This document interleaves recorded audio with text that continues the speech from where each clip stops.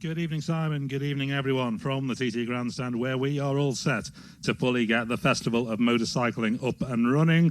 Thwarted by a heavy rain shower over the western section of the course on Saturday night, the newcomers did at least get out for their speed control laps behind the travelling marshals and experienced riders. And speaking to one or two of those riders when they came back, they confirmed that conditions had been far from great and certainly not suitable for a full practice. The organisers did then look at using yesterday's reserve session, but insufficient marchant numbers meant that didn't happen. A reminder of just how grateful we all are to the Orange Army for all they do. And we are delighted to hear that organisers said earlier today that marshal numbers look good for this evening. The weather is also playing ball. Bright and sunny here at the TT Grandstand, albeit still breezy, as it has been right through the weekend, and a very light shower having just moved across the Central Valley in the last hour or so. The schedule for this evening, the roads are now closed. 6 o'clock they closed 5 minutes or so ago. At 6:20, we are due to get a session underway for the Dunlop Lightweight Classic TT, RST Superbike Classic TT, Mulcrease Junior Manx Grand Prix and Senior Manx Grand Prix classes. And then at 7:10, the Bennett Senior 500 Classic TT, the Locate.IM Junior Classic TT, and the MGP Supporters Club's lightweight and ultra lightweight Manx Grand Prix classes. And then the newcomers due to get out just after 7:45 through until 8 o'clock for a lap, with the roads to be open by 9 o'clock. We are all set, I think, just about to go, and our team are out and about for us already. We've got Chris Palmer and Chris Kinley down in the pits, and down in the paddock we've got Tim Glover, who's already found someone to speak to. Bruce Anstey, I gather, Tim. Yeah, just had to step away from the bikes because of the noise here, but I think we can get a quick word with Bruce Anstey, who's in his leathers, I'm glad to say, in Parc Fermé. Unlike Saturday, you knew, didn't you? Sorry?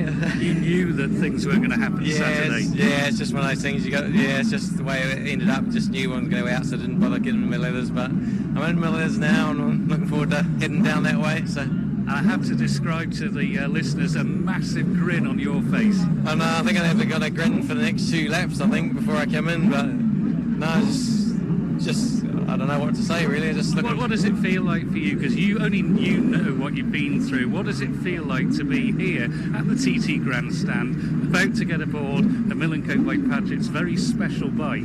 It's just like being back at home, really. Just love doing this. I just can't keep away, and it's like just battled away just to get back to here. Just this is my my goal to aim for, and just worked away at it, and I'm back again. Grin your way round the Isle of Man TT course. Definitely, thank you. Bruce Anstey there. Let's head up onto the road. It's very hard, in fact, to even hear yourself in amongst these superbikes. And say a very good evening to Chris Palmer, but first of all, Chris Kinley. Yes, good evening, Tim. Good evening to everybody. Nice to see Bruce there in good fettle and giving me and Chris Palmer some well-deserved sign language to say how many laps he's going to do tonight. Maybe 1, maybe 2. I'm not sure. Maybe even 3. You never know. Chris Palmer, sunshine, and it's looking pretty good. Good evening. Yeah, good evening. Yeah, this is more like it, isn't it? It's the sun is really bright. The wind's not too strong. Everyone's up on the road, which is a change for this week. And it's looking good, isn't it, to go? Look at all these bikes here now. I think we mentioned it last year, didn't we, in commentary here, about the fact that it's like going back 25, 30 years, isn't it? It's beautiful. It's even better, though, because these bikes now are probably in better condition than they were back then, in all fairness. These are absolutely pristine, stunning machines. Looking at the number 5 bike that James Hillier is going to be running, the Oxford Products Ducati, looks really nice. Paul Jordan, he's talking to John McGuinness there at the moment. Paul quite relaxed, and of course getting his first win at the Ulster Grand Prix, the other international win at the Ulster Grand Prix. And there's the Silicon Engineering bike. That's Dean Harrison. He knows that bike quite well now, doesn't he? He does, and he's going really well at BSB now as well, isn't he? Yeah, he's 11th or something, 13th getting into the points on a regular basis. So, and that in itself is bringing him on the road circuits as well, as we saw at the TT and everywhere else that he goes. Mega. He's growing strength. He's getting stronger all the time. We do have one of the newcomers, unfortunately, had a problem while he was out. He was in the B class. I think the lad was David. I think it's David Stiff. I think it was. Who was number.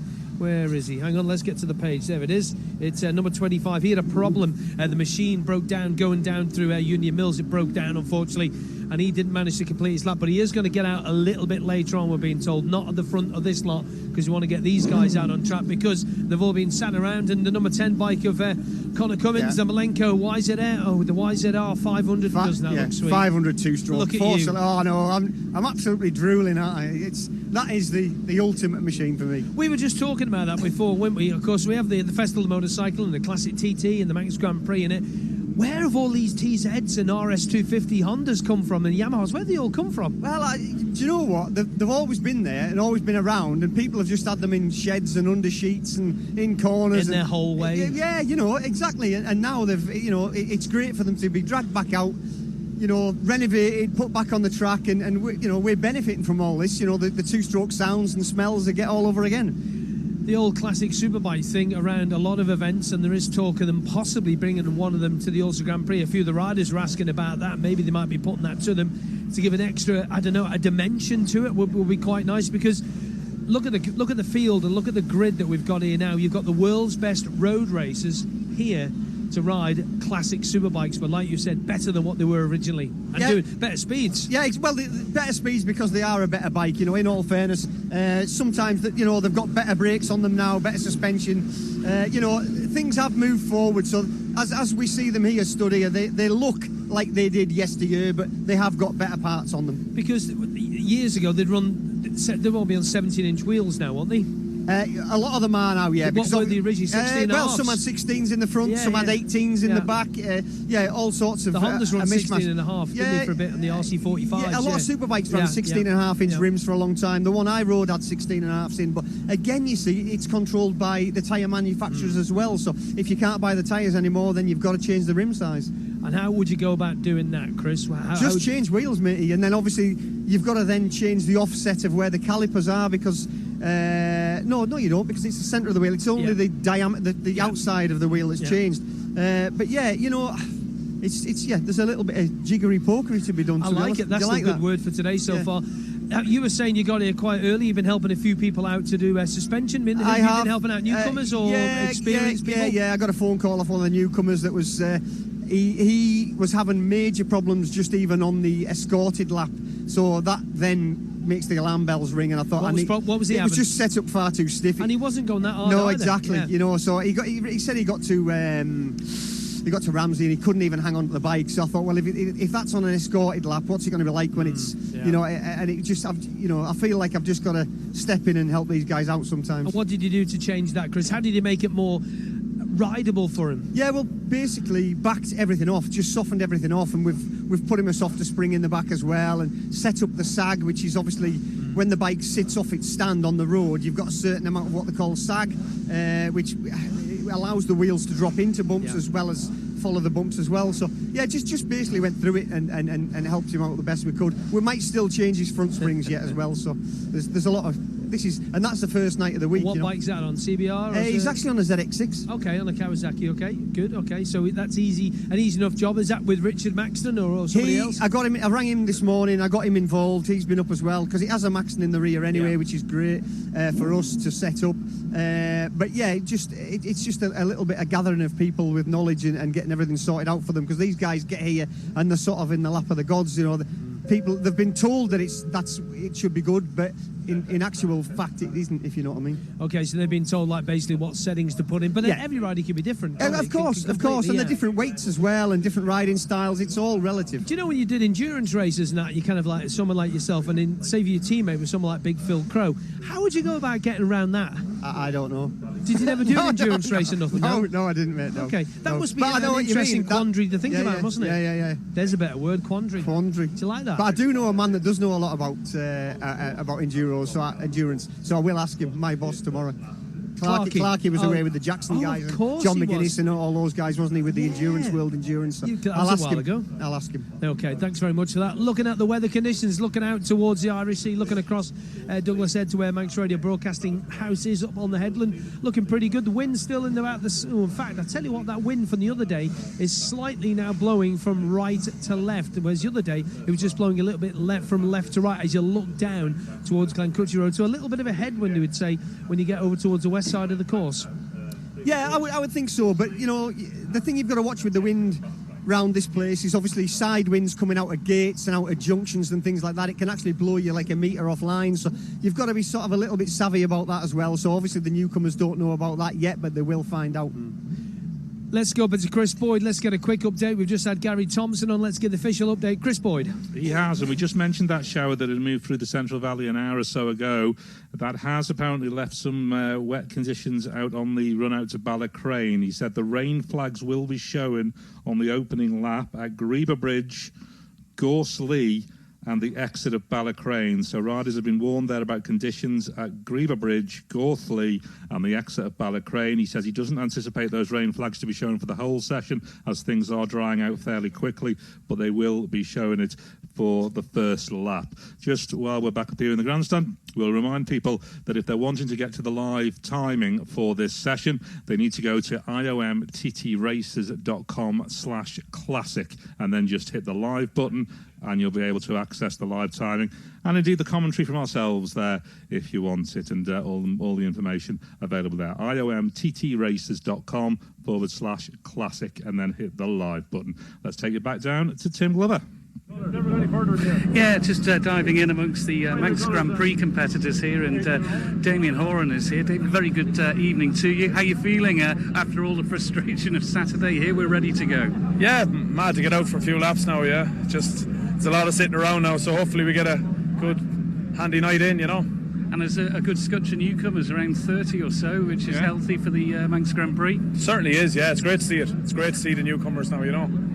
And what are the ambitions for you this year?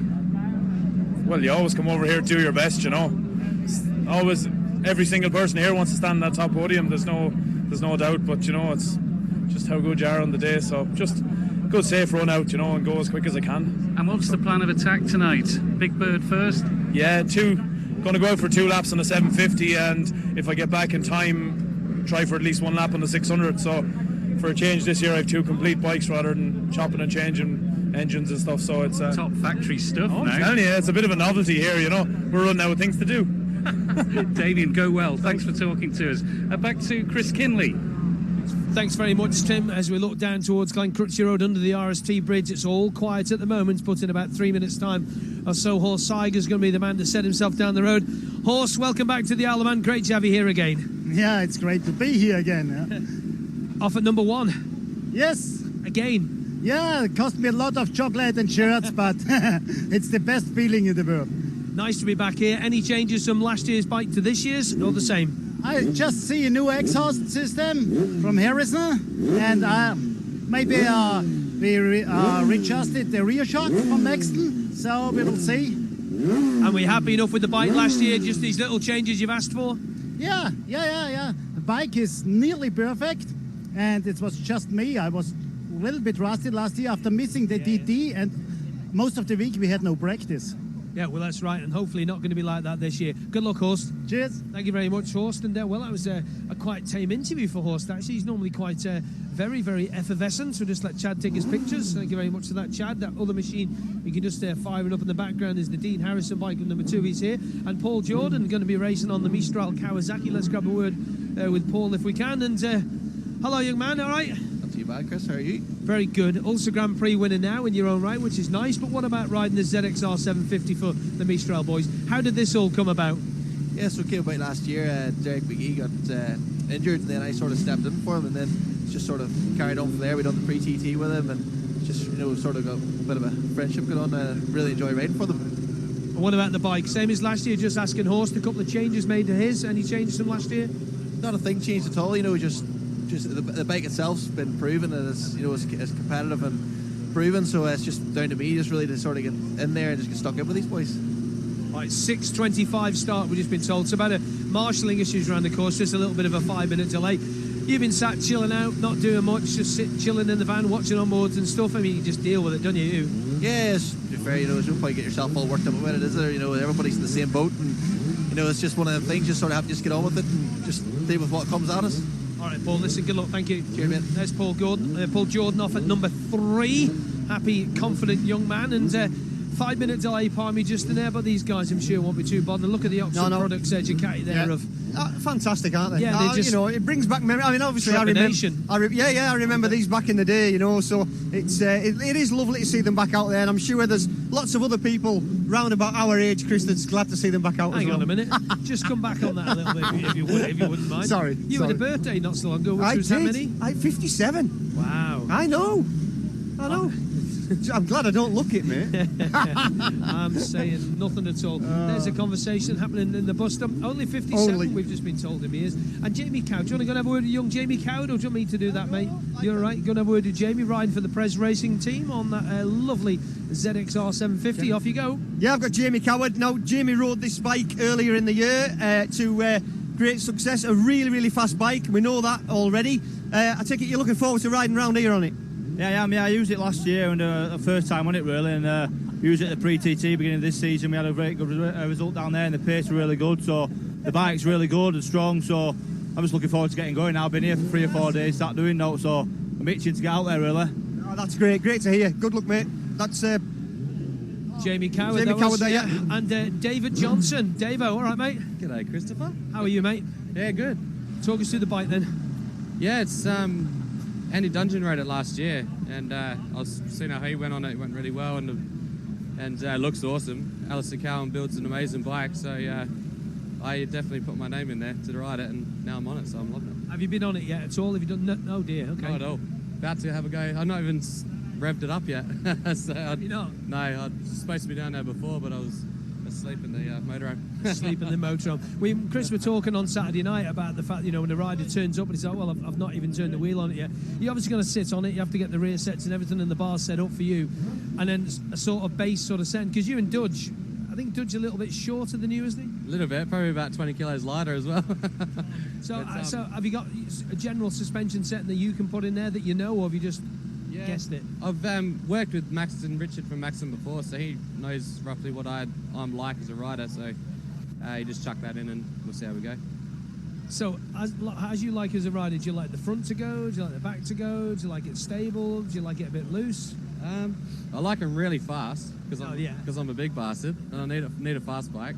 But yeah, I mean stability is a big thing, but I think it's not quite enough horsepower to really worry that with me being my size. I can sort of manhandle it, but I just want it to really turn in fast and hold the front, nice good feel on the front.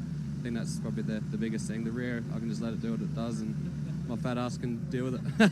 All right, David, look, thanks very much, buddy. Thanks, David Johnson. Cheers. Mate. Cheers, Chris. Buddy, yeah, good luck for tonight. Tim Glover's with a few guys. I think Davey Todd's one of them, Tim? Yeah, Davey Todd's arrived on the island. You've had a busy weekend. Yeah, really busy. Just arrived at 6 o'clock this morning, straight fresh from the Czech Republic, but managed to wrap up the IRRC Championship, so that's nice. Congratulations. That's why I've come to you. Oh, thanks a lot. It's really nice to do that one round before the end of the season, and it leads us on to a good event. We've got some momentum rolling now, so let's get out and do some practice. This is going to be a little bit different, isn't it? Yeah, definitely it is, but these Padgett's boys really produce some good bikes, so I can't wait to get out on them. We'll let you go. And what was the conversation about leathers with Danny Webb there? Oh, we're always discussing levers. We're obviously teammates with Pens 13 and our BMW team out at IRRC and the internationals too. So, is it mine's better than yours? That's usually the case. Something like that. Davey Todd, thanks very much for talking to us. Chris Kinley. Just heard there from the clerk of the course, not an 18.25 start, an 18.28. I think it was another 3 minutes, Chris Boyd. Yeah, the 5-minute board goes up now, so that is an 18.28 start. Is that correct, Chris Boyd, in the tower? Absolutely, yeah. Still just finally getting marshals in position, so 6.28, only a couple of minutes to go, and we should be underway. Let's look at James Hillier there, just about to put the lid on it. It doesn't half look proper, doesn't it? And I think him and Joey... Was it Joey Thompson rode one of... No, was it him and Joey Thompson rode one of them Oxford products last year? There was 2 of them on the grid last year, anyway. There was. From memory, yeah. But, yeah. And he's not going to be... he's only on his own in that one. And there is the YZR 500 getting fired up there. The Malenko by Padgett's machine of Connor Cummins and Michael Sweeney looking a bit lovingly at that. Stop dreaming, Miko. Well, Chris, how's things? What about that? Beautiful, isn't it? Absolutely beautiful. What I'd give for a spin on that thing. You're going to smell it I when know, he yeah. leaves. I know. Unbelievable. Talk us through the bike, then obviously teammates with Paul Jordan on the Mistral bike. Any changes on it from last year? I've never sat on the bike. I know, but any changes from the bikes from last year for you? No, the guys just have the bike pretty much the same as Paul, so it's just a base start for me just to go out and do a lap wobble around, see, get you a feel for the bike, hopefully get 2 laps in, and then work at it with the lads from there. Just been speaking to Davy Johnson. They've just basically had a rough guide on the suspension settings. I mean, who rode this bike last year? I'm trying to remember. I think Davy Todd was on this one, I think. So, Davy was on this one, yeah. So he run different tyres than me. He ran Michelin's on it last year. I'm on a Dunlop tyre. So we didn't do anything to the bike, didn't change the bike. Just get on and ride it and see what it's like. All right, Michael, thanks for your time, Michael. Cheers, Chris. Thanks. Michael Sweeney off at number 11, quite relaxed. And isn't that interesting? You see them just saying, oh, we've got a sort of a base sort of setting. But how do these guys know that when we're talking about this on Saturday night, how will they know when this bike is right? Or is it just chasing your tail all the time? It's not really so much knowing when it's right, it's knowing when it's wrong, Chris. You know when it's wrong, and then you set about working on making it closer, if that makes sense to you. Sometimes you don't get it perfect. Sometimes it's always a trade-off because of the bumps out to Ramsey and that sort of thing. But it's getting it stable to handle the bumps, but also making it steer in the corners and that sort of thing. So, yeah, it is a balancing act, I'll be honest with you. Number 14, Davy Todd there. And if you're aware, who's the IRRC champion over there. Because obviously you're not on social media most of the time, like everybody else in the world seems to be. I'm not really, apart from when I'm at work, you know. Okay. And people say, oh, haven't you replied to my message? Yeah, that old 2 chestnut. minutes. Let's have a little look at the board. Let's get going.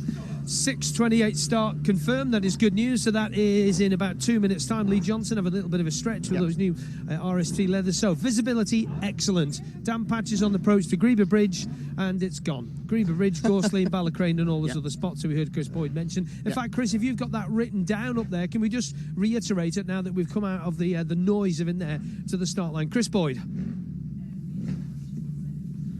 Tano just said we are good to go for a 6:28 start, so only minutes away. I think Tim Glover has Nathan Harrison with him. Let's pop down to Tim. Yeah, Nathan, good to see you here. Looking forward to this after the frustrations. Yeah, very looking forward to it. After a good 700 there, everyone did everything they could to get all the stops out and had a good 700, so going into the year with a lot of confidence. Get used to the new Honda on the TT course, and then build up all the way through practice weekend, and hopefully come race day we'll be good to go. Go well, Nathan. Good to talk to you. Let's head down to Chris Kinley. So we're on the board, so we're ready to go. The Superbike Classic's coming to the front, the number 2 bike of Dean Harrison, the Silicon Engineering 750 machine. Chris, there we go, mate. So number 2 is ready. They're just working on the rear light on Dean's bike. Number 2, and his mechanic just getting a blast of exhaust fumes in the mouth there. And number 4, Michael Rutter on the Team Winfield, the big 1200 machine. He's rode that for a couple of years, and John McGuinness come down here to see them go away. I mean, he'd like to have a little go on one of these little 500s, wouldn't he? Look at him there doing the... God, blimey. About to go on his hashtag JM130TT or whatever he's got on his... Go on, photobomb him. Go on, photobomb him, Palmy. Go, run past him. Go on, do a photo. Oh, too late now. No. So number 2 and number 4 on the white plates, the black numbers. That, of course, is the Superbike, the RST Superbike Classic TT machine. And it looks smart, that Dean Harrison bike, doesn't it? Oh, no, it's fantastic. Lovely. And we know how good it is as well, you know. And we've seen him at Scarborough, absolutely blitzing lap records on it. Number 5 is behind him. That's James Hillier, the Oxford Racing Ducati, Luigi Moto. 10 seconds to go, folks. Stand by around the 37 3/4 mile. A mountain circuit. We are ready to go with practice in 3, 2, 1, and we're going. Michael Rutter looks over to Dino. Bit of a drag race down the hill. Who's going to get under the line first? I think it could be Dean Harrison. Dino, it is 5 and 8. Chris. Jamie Coward, number 8, sets off there alongside number 5, James Hillier on the beautiful Ducati. Number 3, Paul Jordan, the Mistral Racing bike. With number 7, Gary Johnson on the big Team York 1100 Suzuki, and they lead the line. Number 1, Horst Seiger on the 750 Kawasaki, again alongside number 14, Davy Todd on the 750 Yamaha. Lovely, that is the old YZF 750. Horse just stalls it off the line. Yep. Oh dear, not pulling good over for the Horse. side. 16 going next, Big Phil Crow, and a pretty good also Grand Prix on the Team Classic Suzuki. And number 12, Phil Crow stalls it as well. And number 12, Craig Neve. Good to see Craig Neve back here on the Isle of Man. Number 10, Connor Cummins on the 500 Yamaha 2-stroke, alongside number 20, Julian Trummer. Number 18 is next. Number 18 is Rob Hodson. Seen some pictures on social media. And 17, Danny Webb on the 500 Suzuki. Let's hear it go. Yeah. Love it. Yeah. Derek Shields, number 15, and number 19, well, it's down as Mikey Evans, but it's not. It's Joey Thompson now riding that bike. Number 19, not Mikey Evans, it's Joey Thompson. You take the classic Superbikes, Palmy, and I'll take the Manx Grand Prix boys away. Number 13 is Sam West on another big 11 Team York Suzuki. Number two with him is Stevie Parsons. Number 7 on the Junior Manx Grand Prix, the black plate with the white number, Stevie Smith. Dave O'Johnson went alongside him. Number 11 is next to go. That's young Brad Vickers on Robbie Sylvester's VRS CBR 600 with number 1. Horse Tiger, who's got going again. He's got started. Number 19 on the Junior Manx Grand Prix, the black numbers, the black background with the white numbers. Number 19 is Mike Rees, Welsh rider. And number 10, of course, that's Nathan Harrison, who Tim was just talking to. Michael Sweeney, number 11, that you spoke to earlier on the 750 Mistral Kawasaki. And number 16, Andy Fisher, third year. He's from Kettering, Andrew is third year, I think, at the Manx for him. 8 and 15 is next. Number 8 on the ZX6R's Dave Butler from Southern Ireland. And number 15 is just next to him, Chris Cook from Hawick on a Kawasaki ZX6R. Now, you'll see the Manx Grand Prix machines with their 113. The reason for that is the practicing numbers. Number 1 has just left the line, Stevie Proctor, but on the Senior Manx Grand Prix, number 13, even though it says 113, number 13 is Mark Colvin. So 118, who Tim talked to there, is, where's that? That's Damien Horan, but it's number 18. You'll follow it, it's dead easy. Number 5 on the Triumph, that's Royce Rowe. Good to see Royce back from Adelaide and Australia with number 106. And number 106 is Danny Ingham. Numbers 9 and 12 now, Manx Grand Prix bikes. Black plates, white numbers. 9 is Francesco Coringa, and number 12 there is Darryl Tweed on the Darryl Tweed racing machine from Ballymoney. 21 and 3, well, number 3, the unmistakable Andrew Farrell, with number 21 there. Number 21 is Ryan Maher. 24, Ryan Neen on another 750 Kawasaki. And number 17 on the Junior Manx Grand Prix bike is David McConaughey from Cramlington. Had a pretty good Ulster Grand Prix. 23, I've not got a 23, Kinners, if you can help me out with Brian that one. McCormack, that Brian is. McCormack, number 43. 43 is Alan Brody, 750 Suzuki. 35, Josh Daly on the fast orange Yamaha, beautiful looking machine. And number 7 on the green plate with the white number 250, that's Gary Vines. Josh, lovely fast orange bike. Josh just having trouble getting that away. Number 32, Dave Madsen Migdal. Now it says he's on a 500 Suzuki, but that's his 750 Honda that he's going out. Yeah, it is the RC30. Yeah, RC30. Yeah. 25 and 34. Forrest Dunn, and 34 is Mike Booth. 37, Richard Wilson. Now that's on a rotary note. That sounds fantastic as well. Wow, it doesn't half sound nice, doesn't it? 48, Darren Cooper on a 750 Yamaha. 27 next to him on the Manx Grand Prix bike. That's the black plate with the white numbers. 27 is Ben Ray. 26 is away now in the Manx Grand Prix. 26 on the black plate and the 600 is Gaz Evans. And number 1, 2, 3 or 23, let's get to the right page on that one, is Adi Hartog. Ian Locker, number 3 on his little 250. Recognise that helmet anywhere? Yeah, lovely, isn't it? Only recognise the back of it though.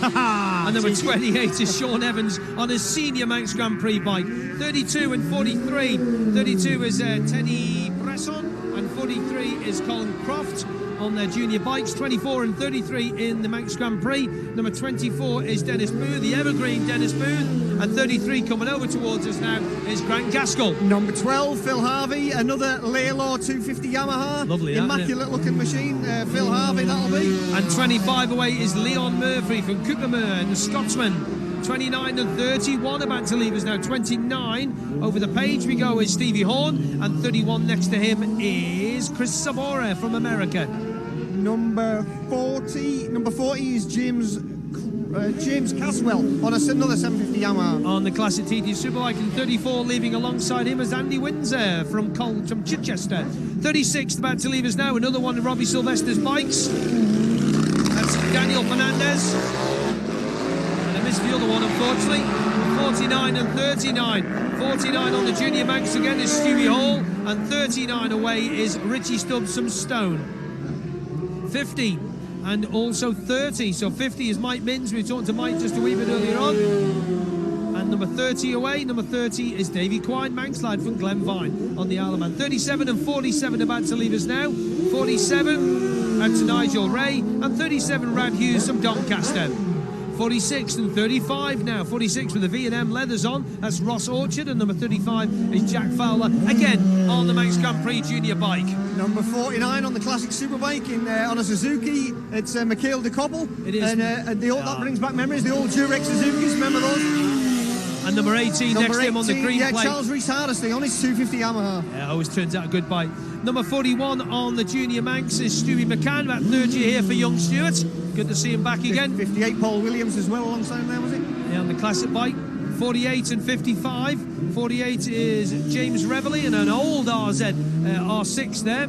He's away. 42 and 40. Number 42 is Nick Sutherwood and 40 is Arnie Shelton, both away. And here is Bruce Anstey. Yeah, Chris. I was just going to say, Bruce Anstey, great to see him back on the Malenko by Padgett's 250 Honda. A fantastic machine with a fantastic rider on board. Absolutely, he's away. Great to see. Number 70 he's gone off with. That's a nice little honour for number 70. Over the page, number 70 is Alan Johnson. Dan Sale, number 10 on the little 250. Now that's a really special 250 TSR X Grand Prix bike. Absolutely fantastic. Lovely. And number 178 or number 78 in the Senior Manx Grand Prix is young Ben Plant on his GSXR 750. 171 will take them. 71 Stevie Beale, another of the Senior Manx bikes. Number 79 Lancelot Unisart alongside him there that went off there. Is that Johnny Barton, number 19? One thinks it is. I think that's a 750. That one is in green plates, but it's a 750 Ducati, I think. Yeah. 61 on the 600 Manx Grand Prix again. That's Jim Barnett. 58 is next behind him. 58 again on the 600. Andreas Psychogis. 63 and 66 are next again. Both Junior Manx Grand Prix bikes. So a big field here. 63 and 66. There's Ian Hill, 63 and 66 is Pete Creer from Onken here on the island. 44 is next on Junior Manx. Black plates, white numbers again. Lorenzo van der Donk. Number 67 on the big classic Suzuki is number 67 is Wayne Axon. The 1100 Suzuki. Yeah, 62. Another one of the DP cold planing bikes. That's Sebastian Witt from Bergen in Austria. 53, 71, 53. Well, 71 first off. I don't have 77. I beg your pardon. 77 is Bertus Fulkersmar, and 53 would be Roger Whibley. I think it was. Yeah, it was. 23 on another 250. That's Dominic Herbertson on a 250, eh? And 55, that's his dad, Mark Herbertson, on the bigger bike, on the big classic TT bike. 76 is next to go, number 76 on the black plate white number, that's Jordan McFerrin. Came over and did a couple of rounds early doors at Derby this year. 61, Eric Wilson went alongside him. Number 31, I tell you, that's Dave Hewson. Dave Hewson, yeah. And well done to Eric Wilson, we'll talk about that a bit later. 60, Jason Heritage, Junior Manx Grand Prix bike. 72, 54. Well, 54 is Ray Maloney from Alford, and 72 is on a CBR 600. 72 is Lloyd Collins from Lichfield.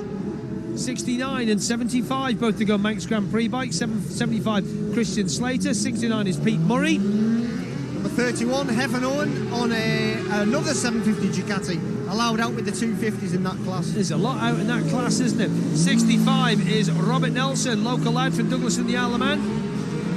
29 is Stephen Howard on another 250 Yamaha. And alongside him, number 59 on Junior Manx Grand Prix is Paul Battersby. Number 25, Carlson Svensson on a 250 Yamaha. And number 30 is Adrian Morris, again on a 250 Yamaha. 74 and 65 about to leave on classic TT Superbikes. 74, Steve Dorby. What was the other number, Chris? Miss, it was Alec Whitwell anyway, it was. 68 back to the Manx Grand Prix bike, the Marty Motos bike. 68 is, of course, Ramin Bosomba. Brian McCormack, 42 on a... that's wrong, actually. Yeah, okay, it's okay. 64 is next on Junior Manx. That's Ben Shuttlewood, from Leicester. Had a pretty good Southern 100. 42 was actually James Ford. Okay, 60 and 51. 60 is Dave Moffat, 51's Mark Parrott, I'd say, looking at those two sets of leathers. 50 and 49 on the 250s are next, Palmy. 50, 49. 50 is Andrew Davis. 49, Christopher Dowling. Two more 250s for you now. 38 is Tom Snow, and 46 is Dave Glover. Always puts out a good 250 to Snowy, doesn't he? Yeah, 56, Lee Jennings on another 750 Ducati in that class. And the 47 47. Andy Cowie? Yeah, Andrew Cowie. 600 Kawasaki. Yeah, from Ramsey in the Isle of Man. Well, I think he's the Ramsey Mayor or Ramsey 55, Commissioner. Yeah. 55, Richard Saville, and 43, Will Lauder, both on 250s. 67 in the Manx Grand Prix is Richard Nullement. Number 35 on another 250, Richard Lambourne. So 2 Richards away together. So that is everybody clear from here. Anybody breaking any decent speeds out to Glen Helen the first time? Let's head up to Chris Boyd. Away and through Ramsey, Chris, already. Dean Harrison into Ramsey already. We can compare his to his lap from last year. His standing start lap in the opening session last year was the Saturday lap, and he was into Ramsey in 11 minutes 23.3. Tonight he's there on the standing start lap, 11 minutes 22.3. So he's a second quicker than he was on the standing start lap on the opening practice session last year. And that means he's on for 122 plus miles an hour from a standing start, which is pretty impressive stuff, it has to be said, for Dean on the Silicon Engineering Kawasaki. He was the fastest man to Glen Helen, fastest man to Ballaugh, fastest man in all 3 sectors so far. Jamie Coward, 16 seconds or so slower than him to Ballaugh Bridge. Jamie is on the Pres Racing Kawasaki, and then Derek Shields is the 3rd fastest man to Ballaugh. He is just on 20 seconds down on Dean Harrison. Horst Seiger, who had that problem getting off the line, stalled the bike, he's got away now, and he is the 4th fastest man into Ballaugh tonight, just a 10th of a second down on Derek Shields. Then Gary Johnson and Paul Jordan, and then we get to the first of our Manx Grand Prix runners, which is Andrew Farrell, who is exactly the same time as Paul Jordan on the Classic Superbike. So Andrew Farrell, the quickest of the Manx Grand Prix runners as far as Ballaugh. Harrison, Coward, Michael Rutter, Gary Johnson and James Hillier are all through Ramsey Hairpin. So we've got 5 men through Ramsey Hairpin. Harrison is there, as we said, in 11 minutes 22.3. Who's second fastest? 11:49.2 for Jamie Coward. And then Derek Shields. Where's Derek Shields' time? I can't just see his on the system at the moment, but he's he's only 2.7 seconds down on Jamie Coward, and then Michael Rutter is another 6 or so seconds down on Derek Shields, then Gary Johnson. Now they're filling in, now more and more arriving in Ramsey. Connor's made it through to his hometown. Connor Cummins is there, 6th quickest man on this opening lap, but it's just about settling in. 1st lap of the meeting, essentially, for all of these guys, and it's just about settling in. Stephen Parsons is into Ramsey as well, the 1st of the Manx Grand Prix runners.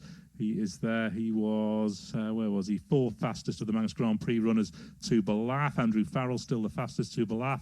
Then Nathan Harrison is about 7 seconds slower than Andrew Farrell out to Ballaugh. Then Darrell Tweed, a double winner from last year, and Stephen Parsons. Then as well, Brad Vickers is the 5th fastest of the Manx Grand Prix runners.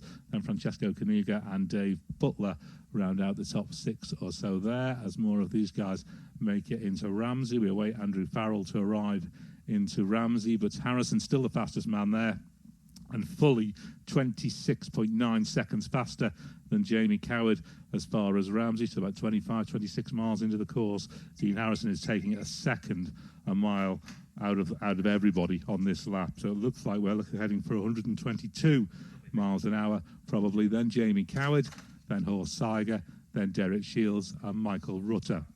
And we're just being told that Paul Jordan has stopped out at Ballaugh on the opening lap, so that's disappointment for Paul Jordan on the Mistral Racing Kawasaki. Balacry, we're being told now, an update. Balacry, Paul Jordan is stopped on the Mistral Racing Kawasaki. Disappointment for him, because you don't want to miss any of these sessions if you don't have to. Dean Harrison makes the bungalow. He's there now in, what time is he there? In 14 minutes 50.6 on the equivalent lap last year. He was there in 14:56, so he is 6 seconds faster than that lap last year. He's nudging up to 1:23 type pace now. Lee Johnston is also stopped out there. I think Lee was out on the Superbike. Was he out on the 250? Can't remember. But whichever one, he is stopped at Douglas Road Corner in Kirkmichael.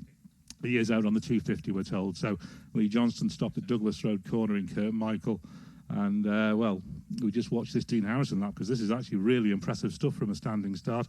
I don't know if Chris Kinley's back with us just yet, and Chris Palmer. He's heading towards a 1:23 pace here, the two Chris's, which is pretty impressive.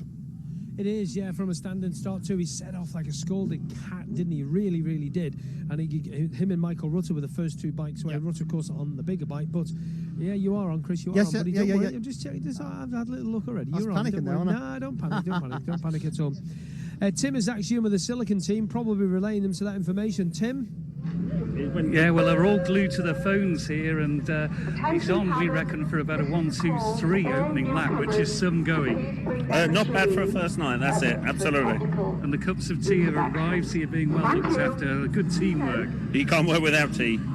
How much, though, with Dean? He must be so super confident at the moment.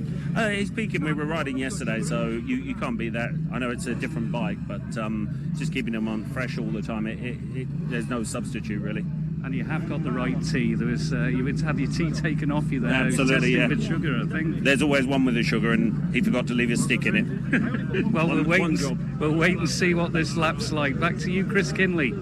Thank you very much for that, Tim. Just coming up to 18:45. That's 6:45 to me and you. Still got a long all night ahead here. We want to try and get as many laps in as possible. Looking at the weather forecast a little bit earlier on today, it was all right for tomorrow.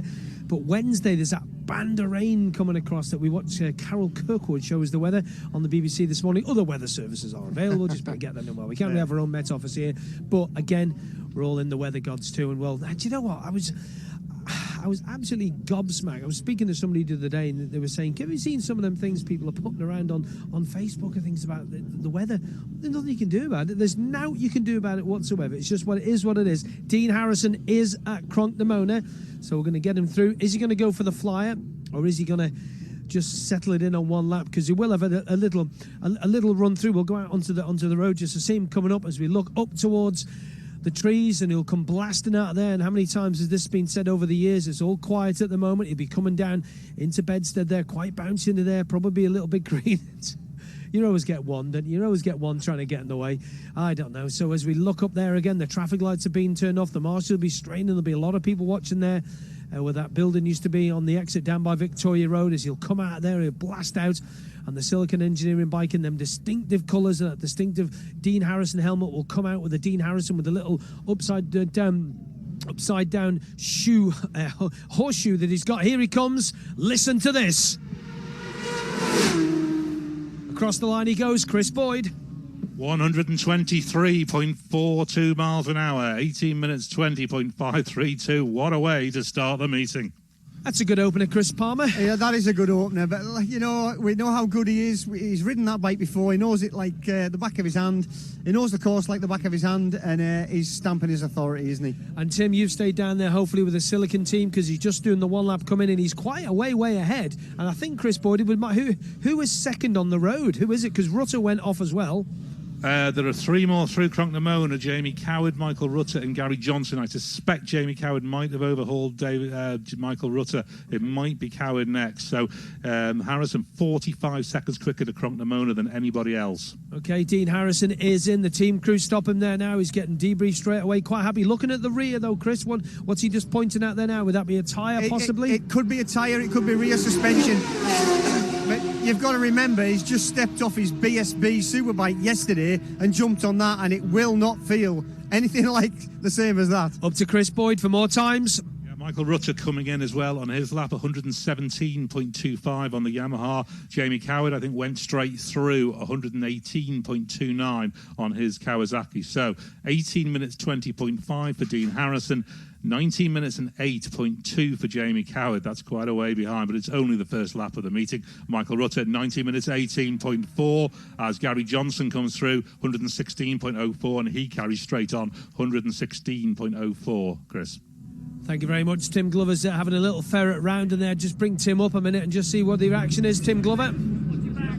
Yeah, not had a chance to have a word with Dean because he's going straight out on the Laylor Racing Yamaha, the lightweight bike. But you're right, he did point to the back of the bike, and we'll see if we can get a little bit of a debrief once they've got things underway. But Dean is going straight out again onto another lap around the mountain course. Chris Kinley. Quick change from a 750 to a 250. Chris, you've done it in the past. I have. Big bike to little bike. I have. How much of a head change is it? I'll be honest with you, it's actually more difficult stepping off a big bike back to a smaller bike than it is the other way around. The smaller bike feels like there's nothing underneath you.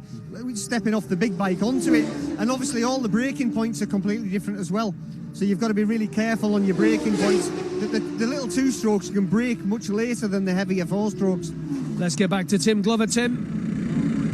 Yeah, I can tell you it's the problem they've got here is the bracket holding the exhaust on at the back has come off. It's loose, so the exhaust system there is completely loose on the back of the Silicone Engineering bike. So that's why Dean was pointing to the back. The bracket holding the exhaust in position has sheared off and is loose. That's the problem. He's just about to leave again. Thanks, Tim, with the 250, the Laylaw 250 Yamaha. Chris, talk us to the vintage on this one. Well, it's difficult. I think it's a 5KE, which is one of the last ones ever made.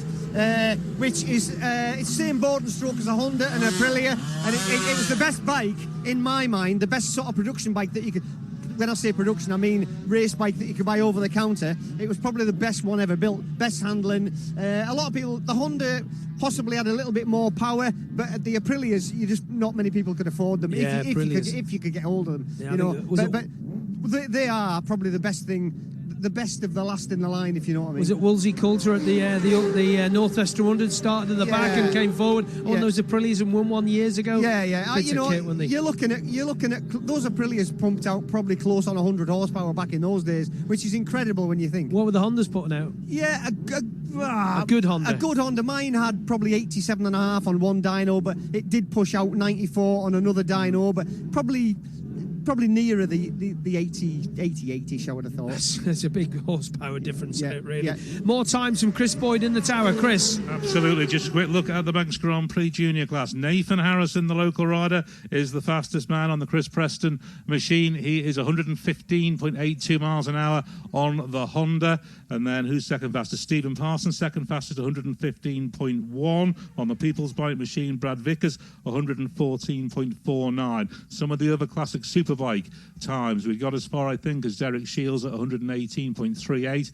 Philip Crow on the R69 Suzuki, 115.51. Connor Cummins on the Yamaha, the Paget Yamaha, 115.07.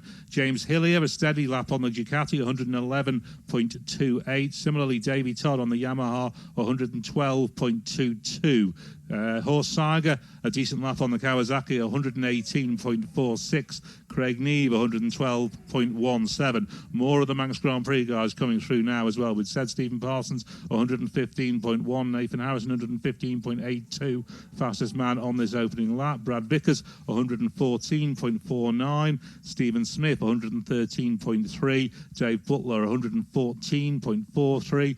Darrell Tweed there completes 115.34. And Andrew Farrell in his lap, 115.48. So plenty of them in the 115 mark as well. The first of the senior Manx Grand Prix guys to complete a lap is Damien Horan on the Suzuki, 112.55. Daniel Ingham, 112.38. So fairly close there as well. None of the lightweight machines coming through just yet. We should be getting one or two of those shortly. But let's just see, can we get a little bit of an idea of an opening lap leaderboard. Then Dean Harrison it is, who is the fastest man by 46 seconds from Horst Sager. Horst Sager now the second fastest, 123.42 miles an hour on the Silicon Engineering machine for Dean Harrison. Horst Sager on the Greenall Racing Kawasaki, 118.46. Then Derek Shields, third fastest on the sister machine to Horst Sager's Greenall Racing bike, 118.38. Jamie Coward, 118.29. Michael Rutter on the Winfield bike, 117.25,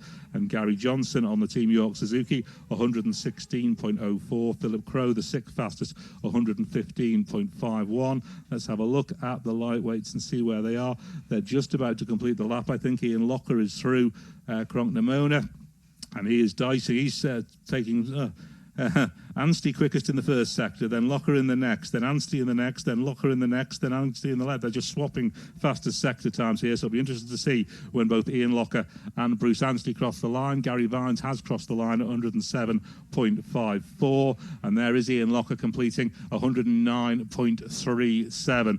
So many machines out there, Chris Kinley. This is really hard work to keep up with.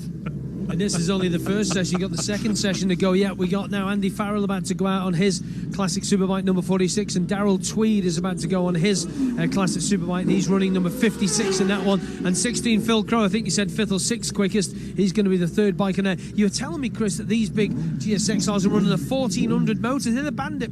What motors are they? GSX 1400 engines, I think. Yeah, and I think some of the big Yams are probably running the XJR 13 engines. Obviously, obviously all tuned and carbureted, and you're looking heavy. Yeah, oh no, they are heavy, but you're probably looking at 170 plus horsepower. So this is where the lap times come from. It's when we said they've sort of changed a little bit over the years.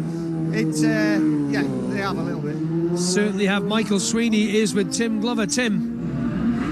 Yeah, Michael, quite an animated debrief to the team there. What were the issues? When I was leaving the line came, it was the first time sitting on the bike, and it just felt the rear shock just felt an awful lot of rebound was just springing, and then they done a few adjustments, and it didn't make a whole lot of a difference. So I went out to ride on that lap, and it wasn't a bit sketchy. Yeah, very sketchy. Yeah, so the lads have another shop there for it, so they're going to put that back in for tomorrow night. So we're just going to leave them there for the next couple of laps, because it's not rideable really like that. So once we get it started, that was my first time sitting on the bike, and it's a good bike. We get it stable, it'll be good. All right, Michael, I'll leave you to it. Thanks for telling us what was going on. Clearly wasn't happy with the way the bike was handling, and a very animated debrief that you quite often get from Michael Sweeney, in all honesty, Chris Kinley. 25 Forrest Dunn and number 12 Craig Neath, both on their classic TT Superbikes, about to go out. Good to see Craig back here once again after those injuries that he had.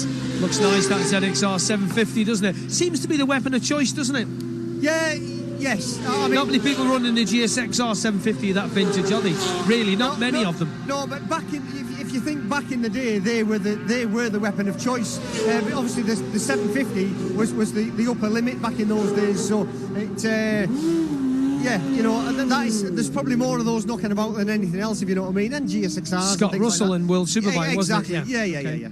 And we just have a bit of cloud just coming over, getting a little bit chilly. We got the coat out, but not just as of it. Michael Sweeney there, animated. But again, if he's felt that when he comes out of his first, he wants to get a lap in, because you've got to think about that, about getting a lap, haven't you? Yeah. Just having a little look at the board, see if they're changing that or not. No, they're not. It's all the same. We'll have to get down the bottom soon, to be honest. Number 17 about to leave us again, De McConaughey, on his lovely looking R6 there, on the Manx Grand Prix bike. Really, really nice looking bike, that R6. It is, it's gorgeous. Starting to come on now, isn't it, in World Supers and everything else? It seems to be everywhere. And of course, British Superbike seems to be definitely the weapon of choice. Yeah. No, they are probably the latest developed 600 that you can get your hands on these days. Everything else is sort of getting a little bit long in the tooth. I don't think the Japs are they're not developing the 600 as much as they used to. It sort of seems to be a market that's not as popular as the smaller bikes throughout the world, or maybe then the thousands. Okay, anybody else coming out on the ramp? I don't think so at the moment. Did we have a lap time for Bruce Anstey at all there, Chris Boyd? Just looking at the retirements list, actually, that has just jumped into life, we can tell you that Paul Jordan, we mentioned, was stopped at Ballagary. Gary Johnson has only got as far as Quarterbridge on the second lap. He's pulled off at Quarterbridge. Michael Ducoppel is out at Glendarrig Road, which is in Glenvine. David Johnson is stopped at Crosby Village Crossroads as well. So quite a few of the top guys are stuck out there. Michael Ducoppel, we mentioned Glendarrig. Wayne Axon only got as far as St Ninians, so hopefully he's back here now. Lee Johnston, we mentioned Douglas Road Corner, and he's been joined out there by James Caswell. Douglas Road Corner. Mike Boove is stopped at Bagarrow Crossroads.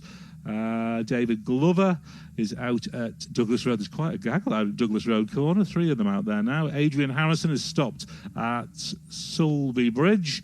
Sam West only got as far as the Quarter Bridge, and Rob Hodgson as far as Parliament Square. We're very familiar with the fact that these are classic bikes and therefore a little bit more fragile. This retirement list always builds through the evening, but hopefully most of them will get back here and manage to make the most of this session, Chris Kinley.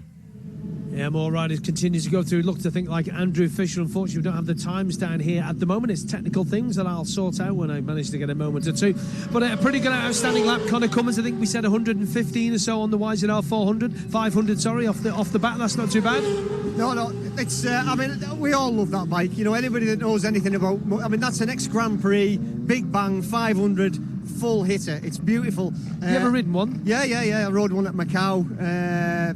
2002, I think I rode one. Tell us about the characteristics of it compared to a normal 500. Well, to be honest, it was lovely. Everybody thinks that they're going to be an absolute fire-breathing, all-singing, screaming beast, and to be honest with you, because it's a four-cylinder power valve engine, it actually pulled really, really strong, and it was actually not as scary as I ever imagined it to be.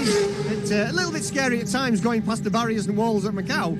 But what team is that with? Sabersport. Okay. Yeah, it was absolutely fantastic machine, and it was a joy to ride, I have to admit. Johnny Barton on the number 29 Ducati, Alf's team that he always says, and he should have his rear light turned on, being the riding liaison officer, shouldn't he? His rear light's not. Somebody's running. Oh, they are running. They've stopped. No. Switch on the bar there. There you go. There we go. Yeah, didn't have to have them in your day, did they? No, they didn't. No, what he's doing here, we'll just explain it, is the rear light that they have to have on, obviously, to help visibility with the riders, because it goes through under the tree, especially here at the Manx Grand Prix in the Festival of Motorcycle, when it goes a little bit darker under the trees. Yeah. Just those red lights are very important. I want to hear this go on this. It's going to sound lovely. Come on, Barty.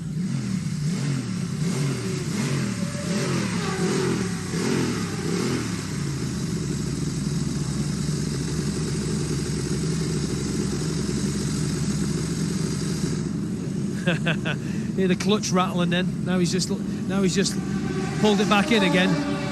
That's what you can hear, that little rattling noise in the background. Bikes continues to go through. That's a 250 just gone through. Another rider just crossed the line. I think that was 54 on the Junior Manx. 29 with a T on the side, so that's probably the spare one. Impatient. This is tough, this, isn't it? It is, and you've got to watch that they don't overheat as well. So it's that's an 888 sort of ex-British or world Superbike in its day. Fantastic looking machine. Because they had the 888, they had the 851s as well, didn't they, on the Ducatis? 888 and 851s. As we look up the road again, see if he's going to get a tap on the shoulder. He's been in here a good minute or so now. Number 17, Danny Webb, about to come. We're going to get a leaderboard with Chris Boyd in a minute. There's Johnny Barton away, and here's the RG500. And what if he gets it up on the power valve this time? Yeah, it's not running all its cylinders there. It's definitely got a cylinder off.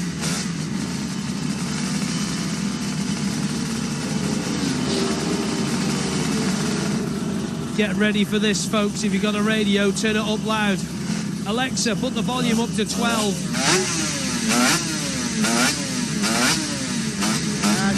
not right, that, Chris. It's definitely got a cylinder off. It might clear, though, as he goes. It might. Hopefully it'll clear. Let's get an unofficial practice leaderboard. Chris Boyd. Yeah, leading riders on the climb of the mountain for the second time. Horst Seiger is the fastest man into Ramsey on this second lap. He is 14.4 seconds faster than Jamie Coward, and then Connor Cummins is another near minute down on Jamie Coward. Julian Trummer, Joey Thompson and Davey Todd all through Ramsey as well. On the Manx Grand Prix side, Stephen Parsons the fastest man into Ramsey on this second lap by just 2.8 seconds from Nathan Harrison, and Brad Vickers is another 15 or so seconds down. They are on the climb of the mountain. So let's have a quick look at the Superbike Classic TT leaderboard. Those laps, we've got them a bit more consolidated now. Dean Harrison, fastest man on the Silicon Engineering Kawasaki, 18 minutes 20.532, 123.42 miles an hour. Horst Seiger on the Green All Racing Kawasaki, 1906.6, so about 46 seconds slower, 118.46. Then Derek Shields, 118.38. Jamie Coward, 118.29. Michael Rutter, fifth fastest, 117.25. And Gary Johnson rounds out the top six at 116.04. We'll come back to the other classes, but Tim Glover has news on Ryan Neen. Yeah, just spoken to Ryan. He's just hopping onto his next bike, but he's just come off the 750 Kawasaki Superbike, the Team Harim Racing. Just felt like right away from Windy Corner, it felt like it had a flat tyre. There isn't that, but obviously he's got issues with setup and just not too happy with the suspension, but just saying it just felt like it had a flat rear tyre for quite a considerable part of that lap that he's just come back in off. Let's go to Chris Kinley. Listen to that little lot as we walk down the middle of pit lane. It's just a rumble of noise. You can actually hear the floor, feel the floor shaking under your feet, Chris Palmer. It's nuts, isn't it? Yeah, no, it's great. It's a great feeling. You can literally feel the bikes vibrating through the floor, can't you? looking at what's going out in this one. Well, let's give you the board, what it says down here, okay? Damp patch on the entry of Greber Bridge. Beware of sun dazzle at Appledene and a slight to moderate wind on the mountain. It has dropped back a lot more. It's dropped a lot more than what it has done. We're going to be underway with this next session very shortly. Let's do a finish of the leaderboards first off with Chris Boyd. Indeed, this session that they're on now at the moment due to be flagged at 19:05 or short flagged, and then this session for the senior and junior and Manx Grand Prix lightweight and ultra lightweight due to get underway at 7:10. In the 250s, the classic lightweight TT, Bruce Anstey leading the way on the Malenko by Padgett's machine. 20 minutes 25, 110.84. Dan Sale, second fastest on the John Chapman Honda, 109.9. Ian Locker on the Laylor racing bike, 109.37. Then Gary Vines, 107.54. Charles Rees Hardesty, 107.52. And John Barton rounding out the top six at 106.85. We understand flag all has been moved back to 10 past. They're going to give these guys just an extra 5 minutes to get out while they can. The next session going to start at 12 minutes past 7. We'll come back to the Manx Grand Prix classes after we've checked in again with Tim Glover. Yeah, with David Johnson here, if we can hear ourselves through the noise. Clearly unhappy with the setup. What were the issues, David? Don't know, just sort of struggled up when I went up at high speed. Couldn't quite work it out, but I'm going to go try it now, so I think I might have fixed that, hopefully. Let you go. Thanks for talking to us and coming away from the bike as well and the noise. Back to you, Chris Boyd. Indeed, let's have a look at the Manx Grand Prix classes then. The Mulcrease Junior Manx Grand Prix led the way at the moment by Nathan Harrison, who is up through the bungalow on his second lap. So is Stephen Parsons and Brad Vickers. In fact, Jamie Coward now Cronk Namona. So we'll start to get the second lap times, the flying lap times in just a moment. Nathan Harrison, 115.82. Andrew Farrell, 115.48. Darrell Tweed, 115.34. Stephen Parsons, 115.10.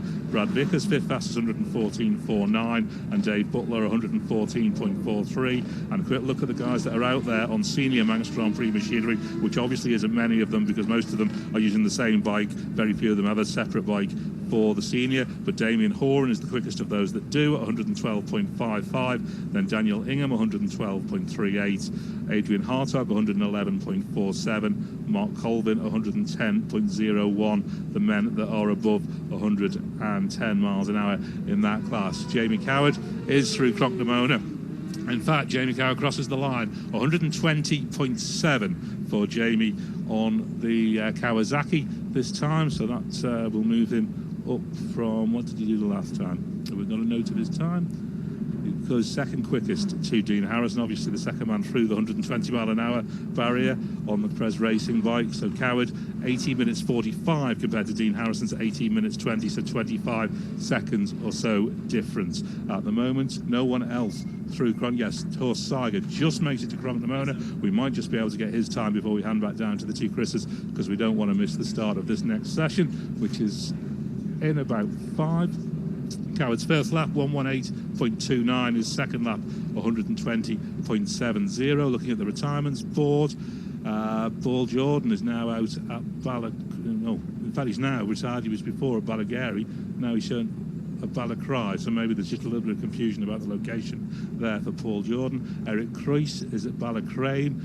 Recovery Collection, Alan Brody at Gorthley, own arrangements being made, and Chris Sabora at the Gooseneck ACU to collect. Jamie Coward, Horst Seiger then crosses the line, yes, 122.87 for Horst Seiger, superb lap, so that pushes him right up past Jamie Coward. So 3 men already past the 120 mile an hour barrier, but we're starting the build up now to the senior and junior Classic TT and Manx Grand Prix lightweight and ultra lightweight classes. Let's take you back down to Chris Kinley.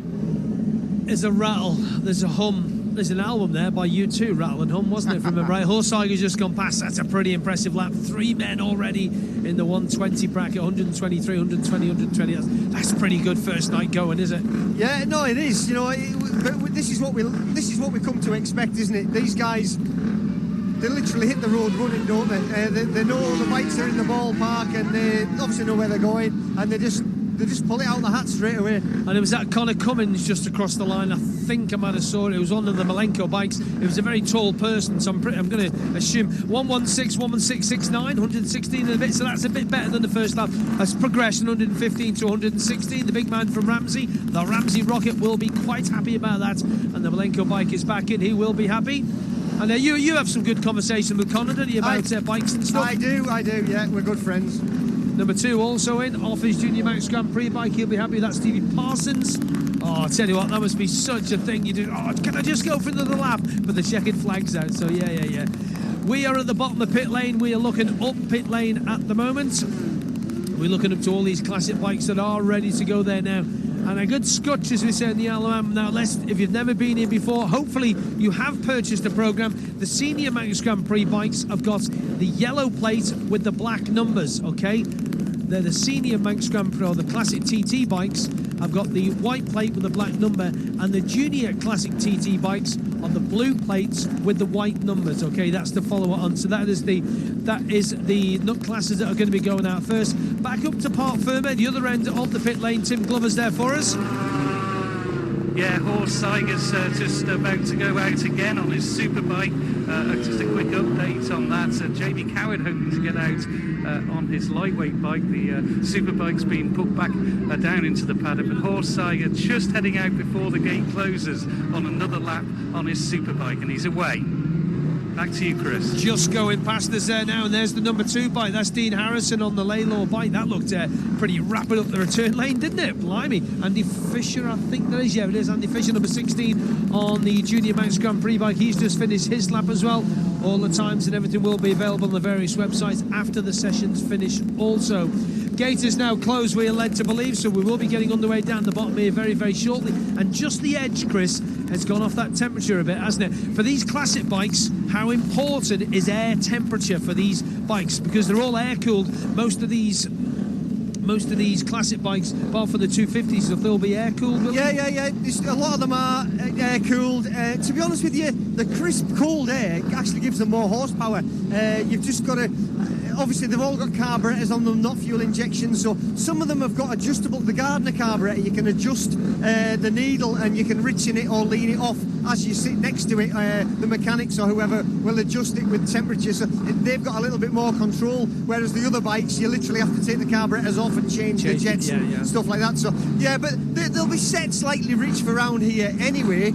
But why would they do that? Well, just because of the temperatures and because you want to keep them safe. The richer they run a little bit cooler and a little bit safer. But you've also got to consider that some of these bikes have got to do 4 laps on a tank. Yeah. So to get, obviously, if you're running them rich, they use more fuel, and that's the biggest concern with a classic bike, making sure it will do the 4 laps on that tank full of fuel, 24 litres. Just under 2 minutes to go before the start of the second practice session of the evening. We've got the junior and the senior classic TT bikes ready to go in this one, and of course we will have the lightweight and ultra lightweight from the Manx Grand Prix, all part of the Festival of Motorcycling here on the Isle of Man. And there is John McGuinness, the number 1 pattern. We can see they're looking very relaxed this afternoon, playing a bit of that game. You know, in that ball game, you used to have a stick in the ground with a ball, and one person hits it one way, one person hits it the other, whatever it's called. Yeah. Anyway, John McGuinness. I could never reach the ball. No, me neither. John was playing that this afternoon with young Maisie, and I think he lost actually as well. So yeah, it was good fun and good to see him relaxed and chilled. He was out on the enduro bikes. He was telling me yesterday,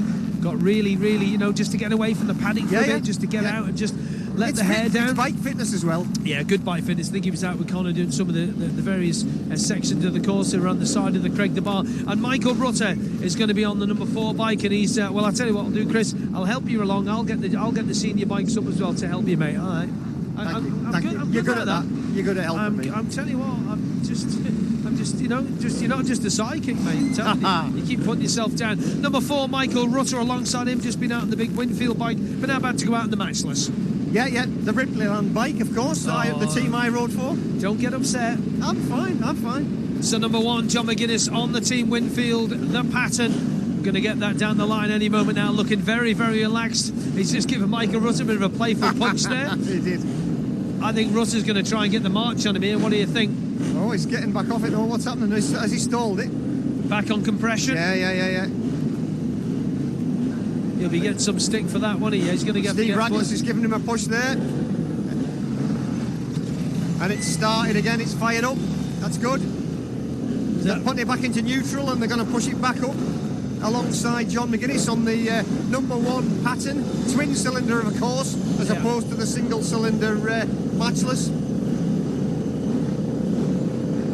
He's going to put it right in front of McGuinness. He is. He's just bashed it right into John McGuinness's front tyre. Just a bit of fun, and that's good to see, isn't it? No, it is good. Nice to be relaxed, and it shows they're in a good frame of mind. So here we go, folks. Get ready to go with the classics. If you've never seen these big 500 classics, the multi-cylinder of John's or the single cylinder of Rutter's, and it looks lovely, that Ripley land bike, doesn't it? It does, yeah. That's a Sealy chassis, nice lightweight. Beautiful looking machine, yeah. If I remember rightly, when they went off last year, they kicked each other on the way out. But I'm doing this and away they go, having a little bit of fun. He gives them a little cheeky squeeze on the bottom as well. Number 7, Maria Costello sets off on the other 500 pad. Number 10, Chris Swallow alongside her on a 500 Royal Enfield. Number 5 is James Hillier, he's on the Honda, and number 14, that's Bill Swallow on the 500 Ducati. Number 12, Danny Webb, he did come back up on that little 500 Suzuki that wasn't running properly. He's going out now on a 500 Norton.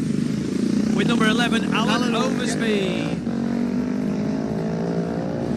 Number 15 and 5 about to go from the lightweight Manx Grand Prix. You concentrate on the classics. 36 is lined up now, Meredith Owen on a 500 matchless. And number 14, I think that was at Heffin Owen on the 350 Classic. Number 38, Will Lauder, another 500 matchless. He's turned into a good classic rider, hasn't he, like his dad? Very much so. Number 39 comes up, Keith Dixon, been around a long time. Number 22, Stefano Bonetti on another 500 pattern. Oh, hang on. Hang on, just hang on a minute. Yep, okay. They've just been told just to stop there just a moment, so just hang on if you wouldn't mind just a moment.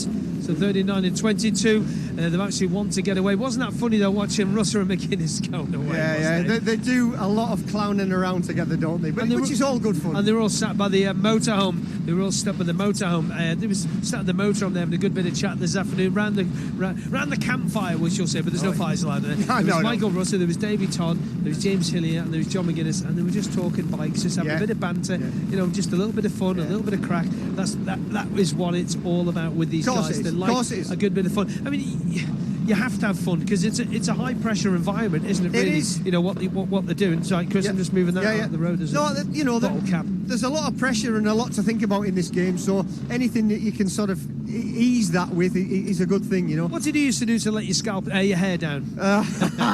Well, I just took it easy, basically. Had a laugh with my mates and family and stuff, and just chilled out.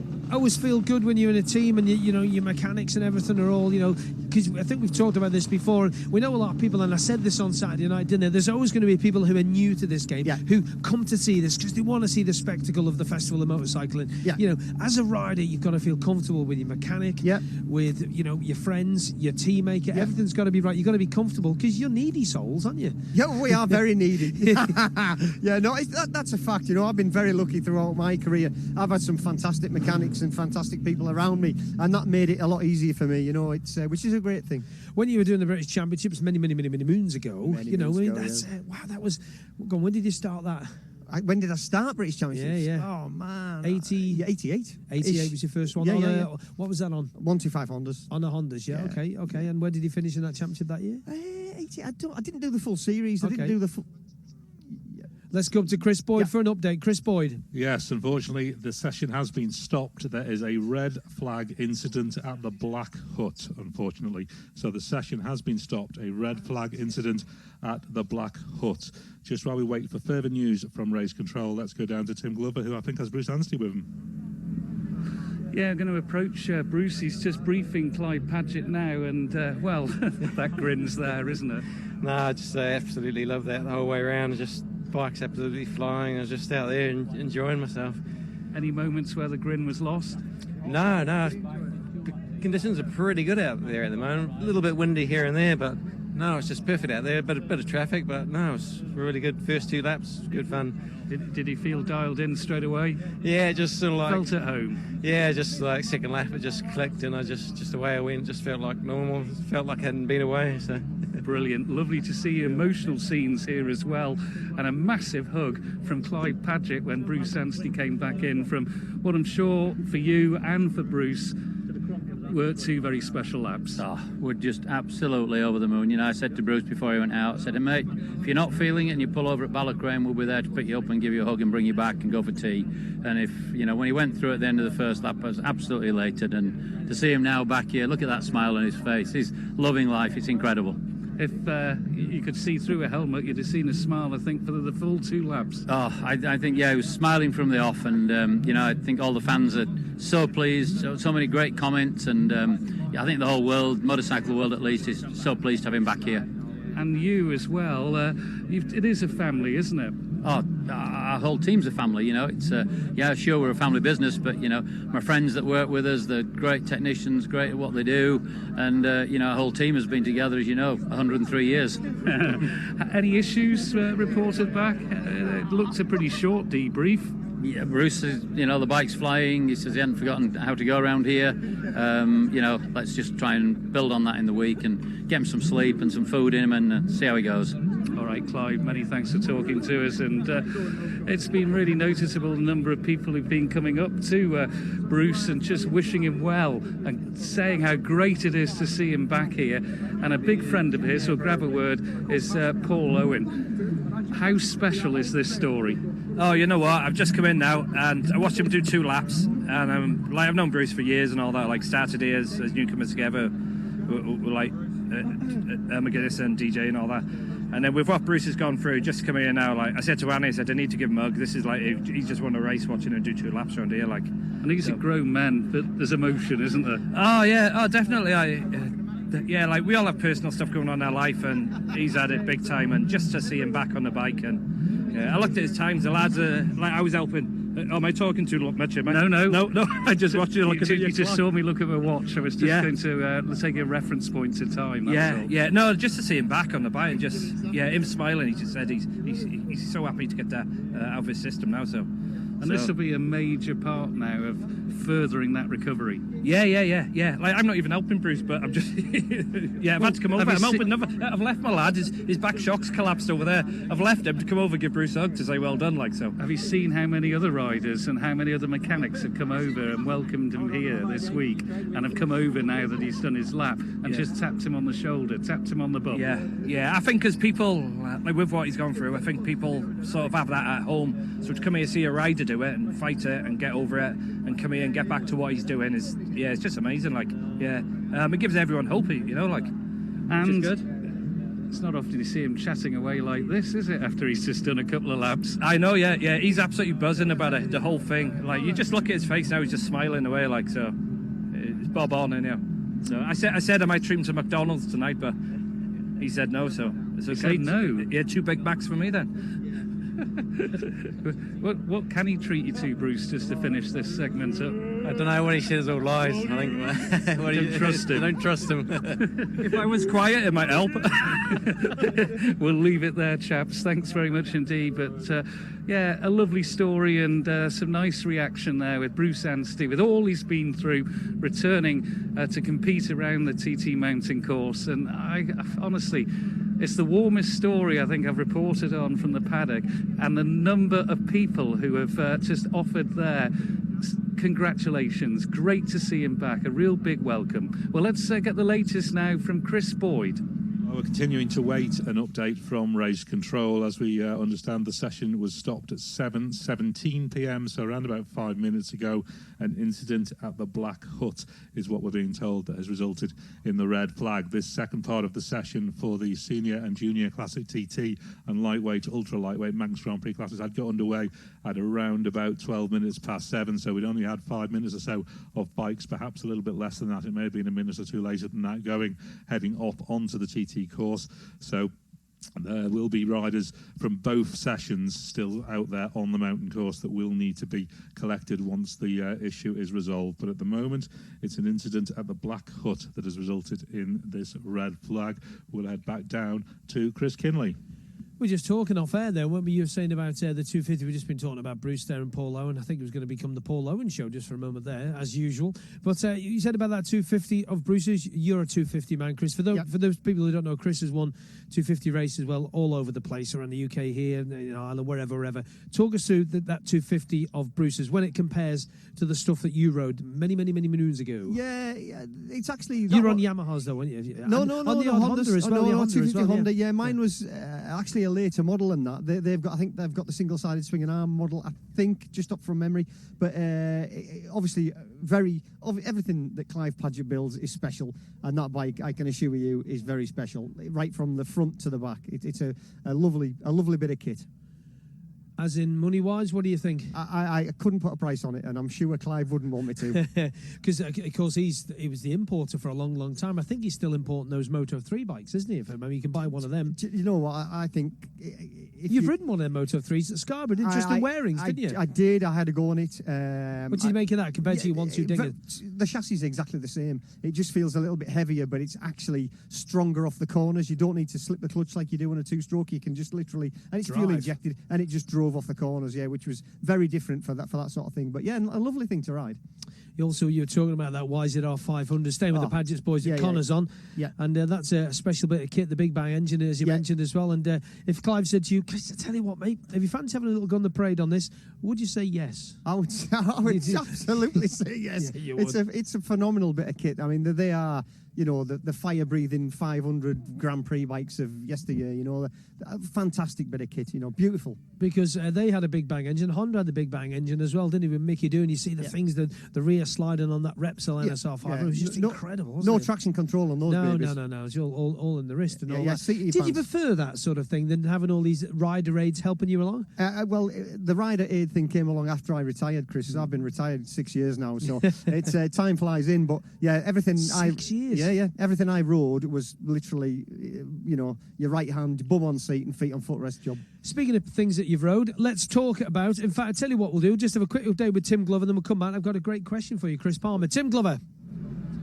Yeah, just in amongst the newcomers, obviously our main thoughts with obviously the incident being dealt with there up on the mountain, and we wish everything well with that. But the newcomers, of course, the only people up until tonight that have actually got a lap, even though it was their escorted lap that they had to do.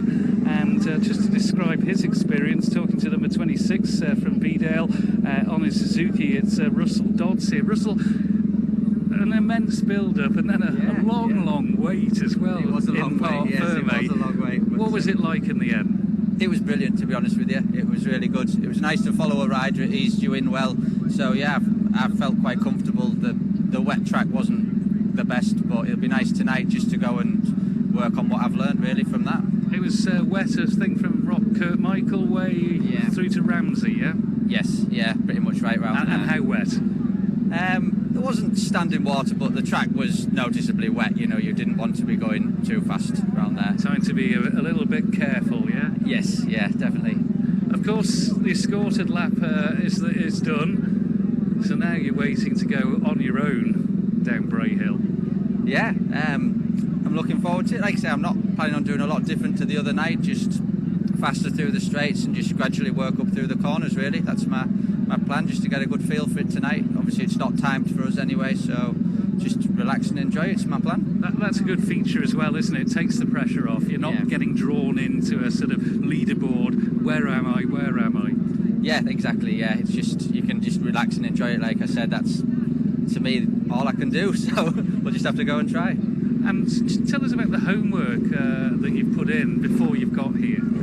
Yeah, there's a lot of that, to be honest with you. I mean, we spent a lot of late nights building the bike and stuff, and then all the onboard footage as well. The trips out for the newcomers weekend, which again was very good, very helpful. And yeah, that's it. Late nights, spend a lot of money, and turn up here and just hope everything goes to plan. Good luck, enjoy it when you get out there, enjoy it, that's the main thing as well. So there we are, newcomer number 26 in the Manx Grand Prix from Vidale on his Suzuki, Russell Dodds. Now I want to hear what this cracking question Chris Kinley has for Chris Palmer. Back to Chris Kinley. I think Chris Palmer wants to know what the question is as well. I don't know if I do, Kinnis. Chris, yes. How did you get on in the trial? Oh, don't start. Come on, you had the trial because you were kicking off because Yeah, in your nice modern vintage bike that's a couple of years old. How did you get on in your class of one in your trial? Well, luckily for me, Chris, not many turned up. So yes, I did win it, win my class. But that's nothing great. Because Tell us a story. No. But the listeners now know, they're intrigued. Around the world, people are going, "Oh, Chris Palmer." No. So what happened in the first section? Yeah, I took what they call a lazy derby, which really, really annoyed me. What does that get you? Basically, if you put your feet down in a trial, you score marks against you, don't you? So the worst case scenario is you get a 5 in a section. Okay. So I put my foot down. Was it the length of time you have your foot down? Well, I'm surprised I could get my foot down, to be honest. It doesn't happen very often. But no, I did. Yeah, very first section, I put my foot down and I really, really don't. I don't deal with things like that very well, as you can imagine. Did you strop a bit? Oh, I did strop. So I did the whole trial in 1 hour, and it normally takes over 2 hours. So, yeah, that's I sort of. But I only dropped 4 marks in the whole trial, so it's not that bad. It was a good thing. And you won. Well, I did. What'd you get for winning? Nothing. Just a bit of pride. Yeah. Is that the first one you've won for a while? Isn't it? No.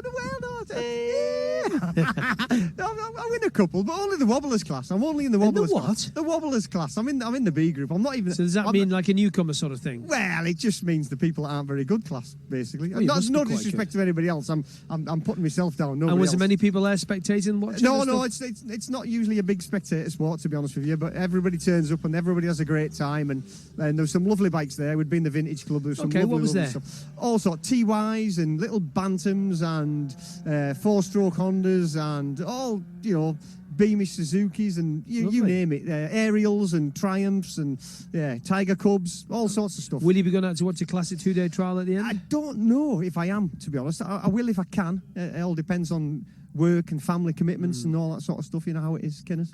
Yeah, certainly, mate, certainly. So well done. It wasn't a difficult question, was it? No, not at all. But embarrassing for me. Not really at all. No. It's not a problem. I think it's quite good, mate, that you've risen above your stature of a former road racer to a trial supremo. You are Dougie Lampkin reincarnate. If anybody sees me riding the trials bike, they won't. They will tell you I am not.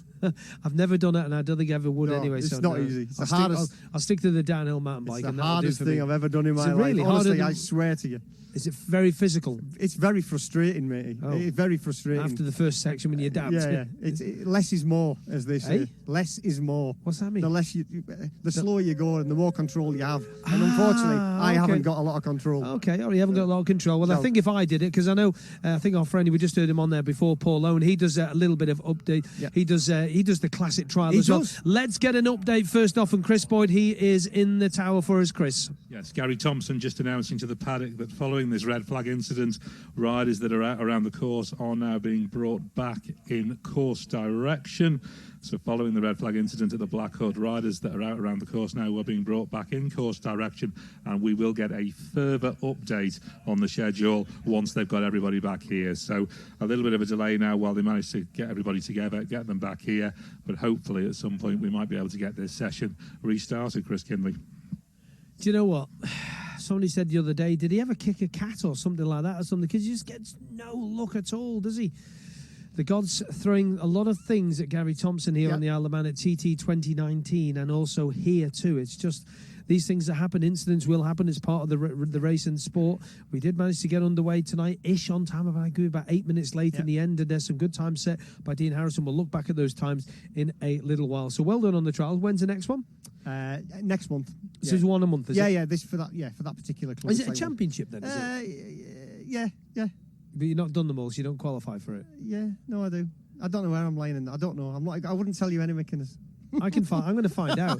I know people in the trial world. I'll find out. I will find out exactly where Chris Palmer is in the trial world. Quickly up to Parc Ferme, Tim, if you've got your headphones on up there, what's the feeling up there, and how's everybody looking? Anybody sticking around, or Tim Glover, what's going on in Parc Ferme? Yeah, people are definitely sticking around. A lot of engines were switched off because they were waiting for word from the clerk of the course, Gary Thompson. And I think there's just a few cheeks being puffed out and a little look up to the heavens and, oh dear, are we going to get out, are we not? But they're very understanding as well that these things have to be sorted out, and people have to be brought back now, of course, from wherever they are on the TT course, in course direction, and that will take time. So it is just one of those things. They're such an accepting breed of people, really, and see if we can get a word with Nigel Ray, actually. And Nigel, good to see you.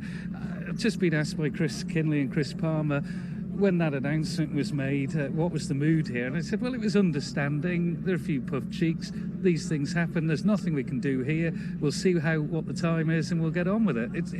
They're a very understanding crew in the main. Yeah, first and foremost, just hope whoever's come off is all right, and it's just a little slip and more of a mess they've got to clean up than any bad injuries, They do a fantastic job, these guys, don't they? I mean, getting them back in, however many bikes stuck out there. I was lucky enough to be in front of the incident, so we've managed to complete the lap, but you got a lot of guys now out there and they're trying to bring them back and get them in. So if the session can't continue, safety first, we've got to clean up and make sure everybody's all right. Priorities. Gary's doing a storming job with Lizzie, isn't he?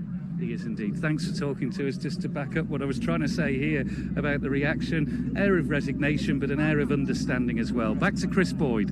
Yes, indeed. Well, we've just had an update from race control to tell us that following the red flag incident at the Black Hut, one rider has been taken by AirMed to Nobles Hospital with reported leg injuries, but he is not causing concern at this stage. So one rider taken by AirMed to Nobles Hospital with reported leg injuries. In the meantime, they're gathering up all the other riders that are stopped out by the red flags, bringing them back course direction. So it does sound like maybe this incident can possibly be dealt with, and maybe we can get a resumption this evening, although the light, Chris Kinley, is already starting to fade a little bit. It is, and if you look over to the west of the Island of Europe and the tower there, Chris, it's looking a bit darker over there. I'm not sure what it looks like under there because the trees are just blocking us. Chris, just have a little weather check for us. I know you've got your rain app thing that you use quite a bit. I'm not sure when this session's supposed to finish. You got the information up there? My clipboard's up the top. We were supposed to run through until just after 7:45, so I think the newcomers were due to get out at about 7:48 p.m. for one lap with some experienced riders. Looking at the rain radar, there is a shower right now over the far north of the island, but it's north of the TT course. It's out up over Jerby, Andreas and Brideway. There is a shower on the radar just at the moment, but not on the TT course. There doesn't seem to be anything imminent behind it, although the skies are certainly darkening. The light is dropping away, and the sun has just gone behind a cloud as we look out from here up in the grandstand. So let's just wait and see. We're in this situation. We know the situation. We've been in it at TT. We've been in it at this meeting on Saturday night. We just have to sit and wait and hope we get some more action, Chris Kinley. You've got the times up there as well, Chris. Let's just have a quick resumption for those people who are just joining in their coverage here this evening of the Festival of Motorcycling. You've got all the times. And Dean Harrison, let's bring all of us in really on this. What do you think on that, Chris Boyd? That's not a bad start off, is it?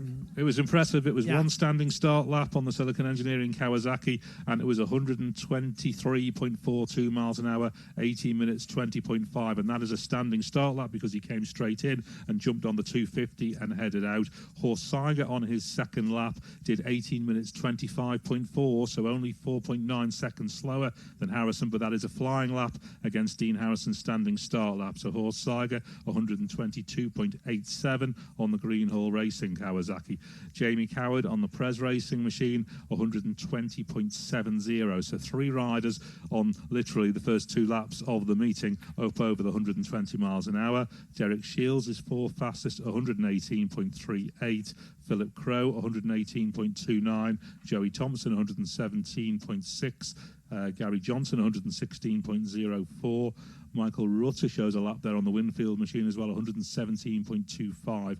So there's very, very competitive behind Harrison and Seiger, but those two are a little bit clear of the rest. If we have a look at the lightweight machines, the 250s, it was that second lap of Bruce Anstey that we heard Tim Glover talking to him about that tops the sheet, 116.28 miles an hour on the Malenko by Padgett's Yamaha, 19 minutes 28.1, and that is some way clear of Dean Harrison's 19 minutes 48.5, 20 and a half seconds quicker. In fact, Harrison, of course, course, only a standing start lap. Bruce Anstey, a flying lap, so we must factor that in. 114.28. We'll just give you the top 6 here, and then we'll go back to Tim Glover. 112.59 for Ian Locker. Charles Rees Hardesty, 111.33. Daniel Sale, 109.90. And Gary Vines, 107.54. We'll come back to the Manx Grand Prix classes in just a second, but let's go and go back to Tim Glover, who's got Mark Colvin with him. Yeah, with Mark Colvin and astride the machine here as well. Thankfully, riders taken to Nobles Hospital, we understand, from the incident, and they're now, of course, having to bring all the bikes round from all round the course back here before they could decide whether there's enough light. It is getting a bit darker, isn't it? It's part and parcel of it, though, isn't it, for you guys? That's it. You've just got to hang around and wait for it, see what happens. How are things going so far this evening for you? Not too bad. Had one lap, got a bit of brake fade, but just try these things out and see how it goes. And a word for how the team's been put together and the bike. I mean, it's a big effort, isn't it, just to come here?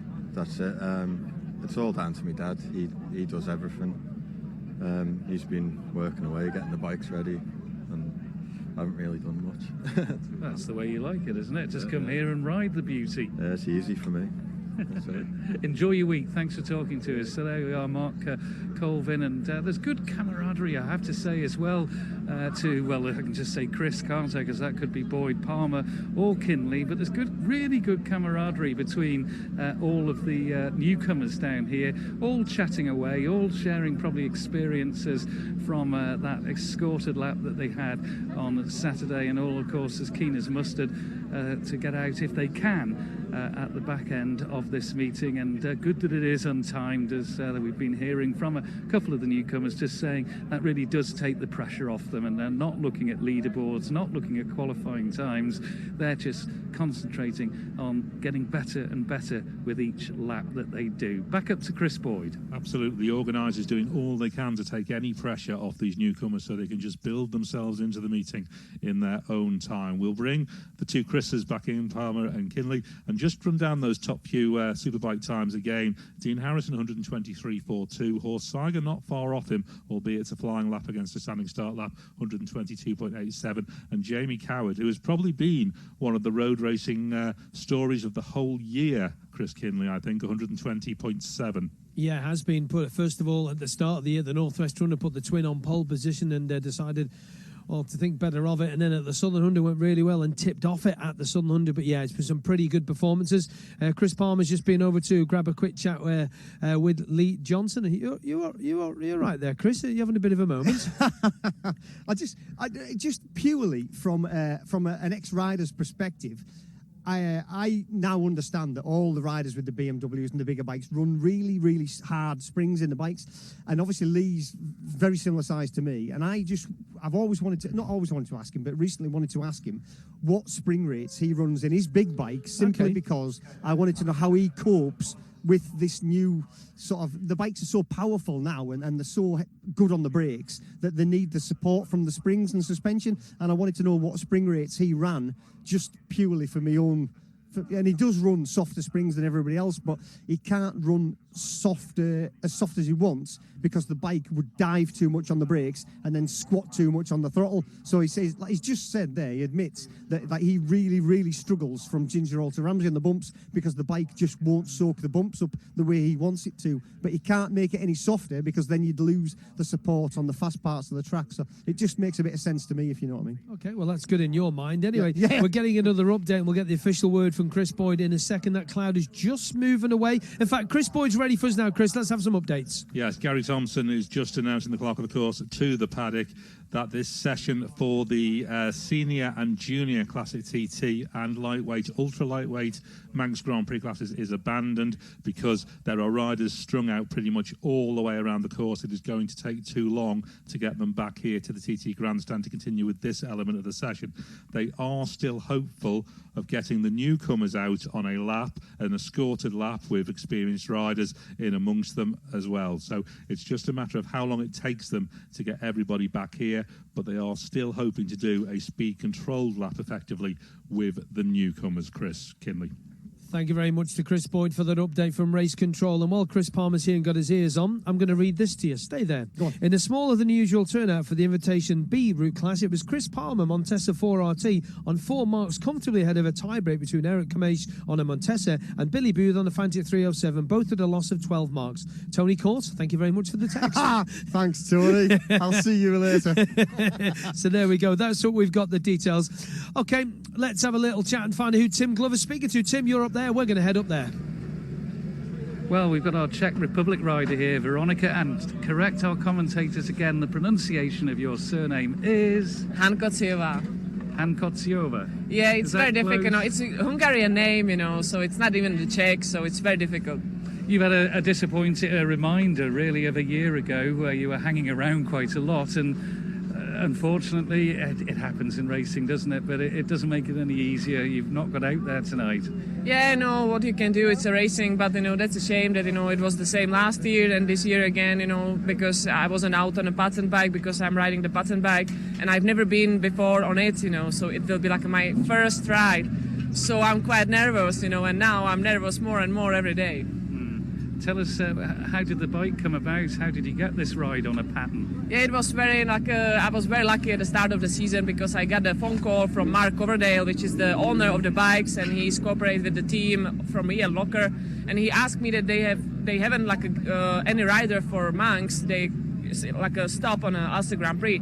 So if I would like to go on a bike, so I said, okay, no problem. I'm so for it. I was so happy with this, opportunity. But then I was a bit quiet with this information because you know how it is. I didn't want to be disappointed if it will not happen or anything. But then, you see me here with the bike, so I'm so happy. Smiling a lot. Yeah, smiling a lot.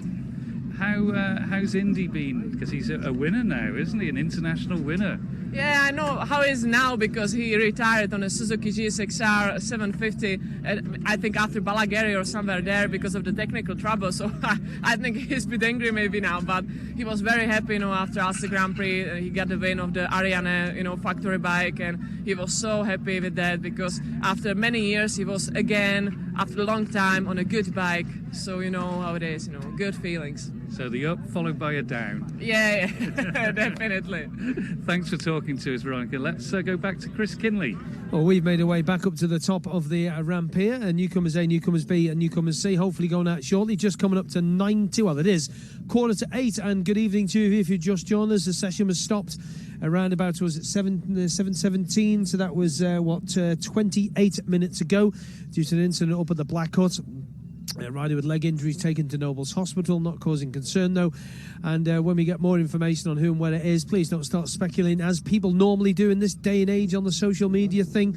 Leave it to the official channels before you start saying what, where and when, please, because it's not very nice. And it isn't really, is it? People just like to jump on palmy, don't they? We don't like any of that. Just get positive. Let's be positive. That's what we like to see. A bit of positivity in I would say that the dipping sun. This is going to be tough, isn't it, really? This sunlight now.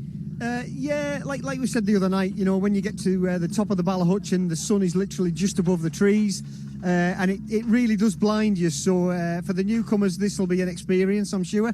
But at least I think they are going out with being escorted out. Are they? They are being escorted. They are, so yeah. at least they have got an experienced rider if they get to go. Well, yeah.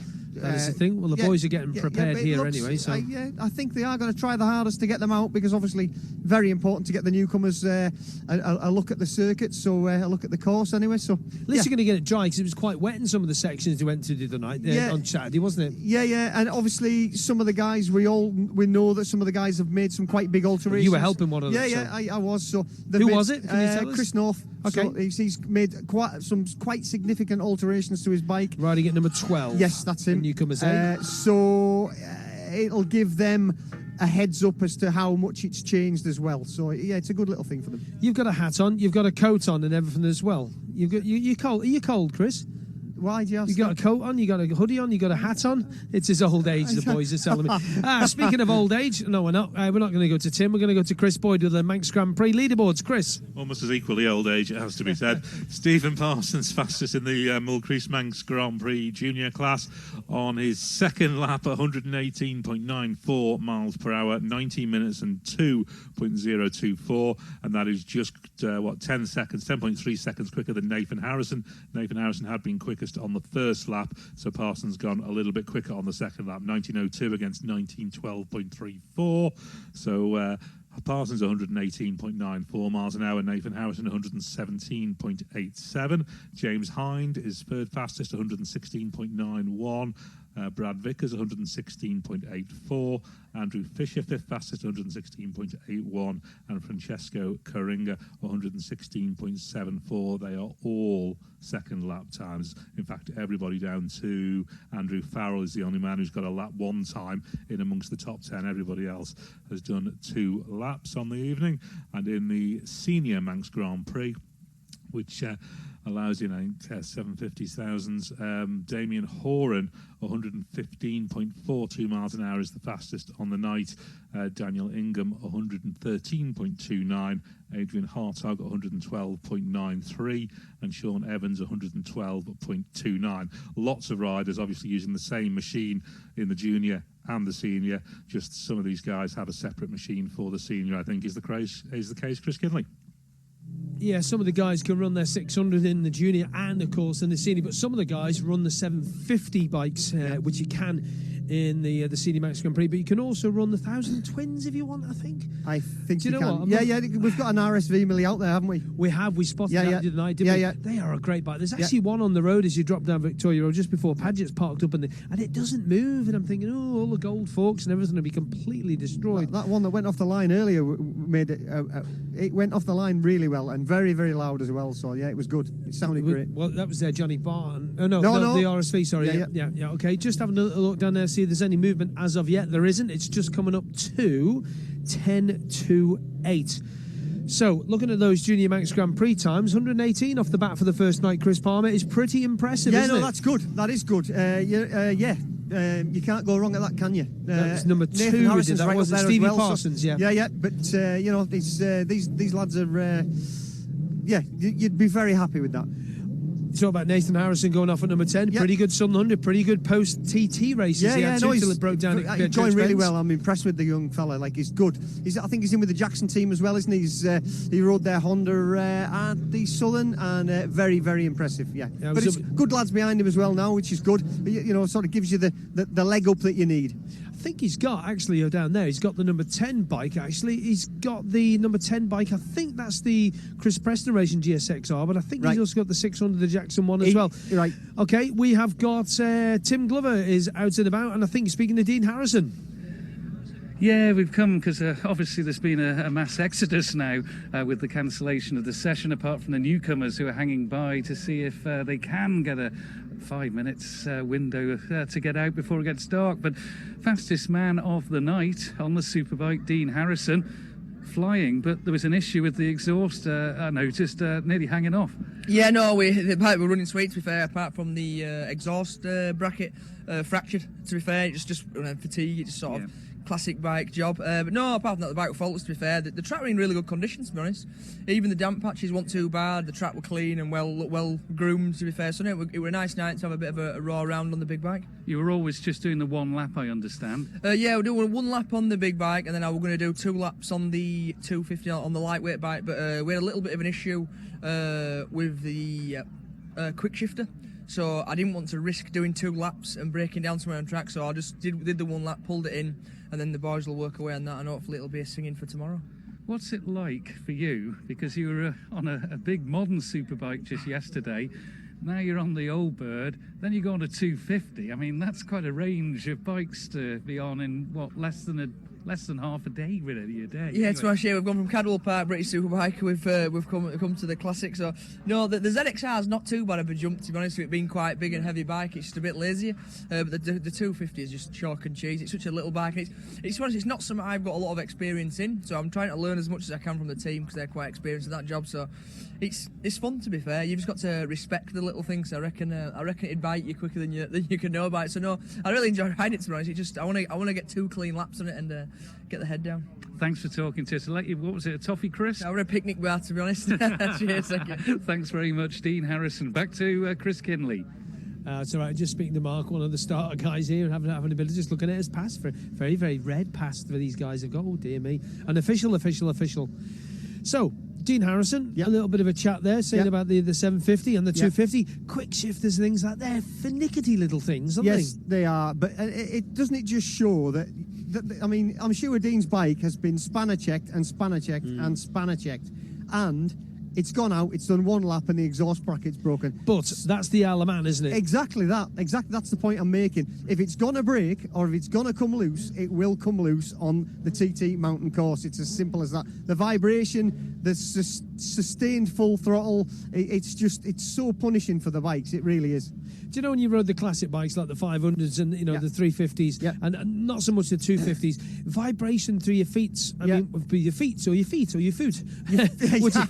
Whichever one. Whichever one. Would that become an issue? Tingly feet, tingly hands. Sometimes it does. You could sometimes you can't feel the handlebars because the vibration makes them tingle that badly that you can hardly feel them. And when how would you alleviate that? Well, basically, you've just got to just jam the throttle open and then sometimes spread your hand open and let the wind blow your hand back and stretch your hand back. It was more. I found that more on a superbike, to be honest. When you went down Sulby Straight, I used to sort of jam the throttle wide open and just let the wind blow your hands back. And sometimes the R1's clutches used to slip, so you had to put your middle finger out and stop the wind blowing back on the clutch lever to stop the clutch slipping and little things like that. It's just things that you pick up and learn as you with experience, basically. And how do you stretch your feet out if your feet start to get a bit fatigued and stuff? Could you do that? Could you have a rest or? Not. Do you know what? Not really. You daren't take your feet off the footrests because you're travelling so fast in the wind, and then you might not get them back on again. And to be honest, sometimes on the little bikes especially, you'd get cramp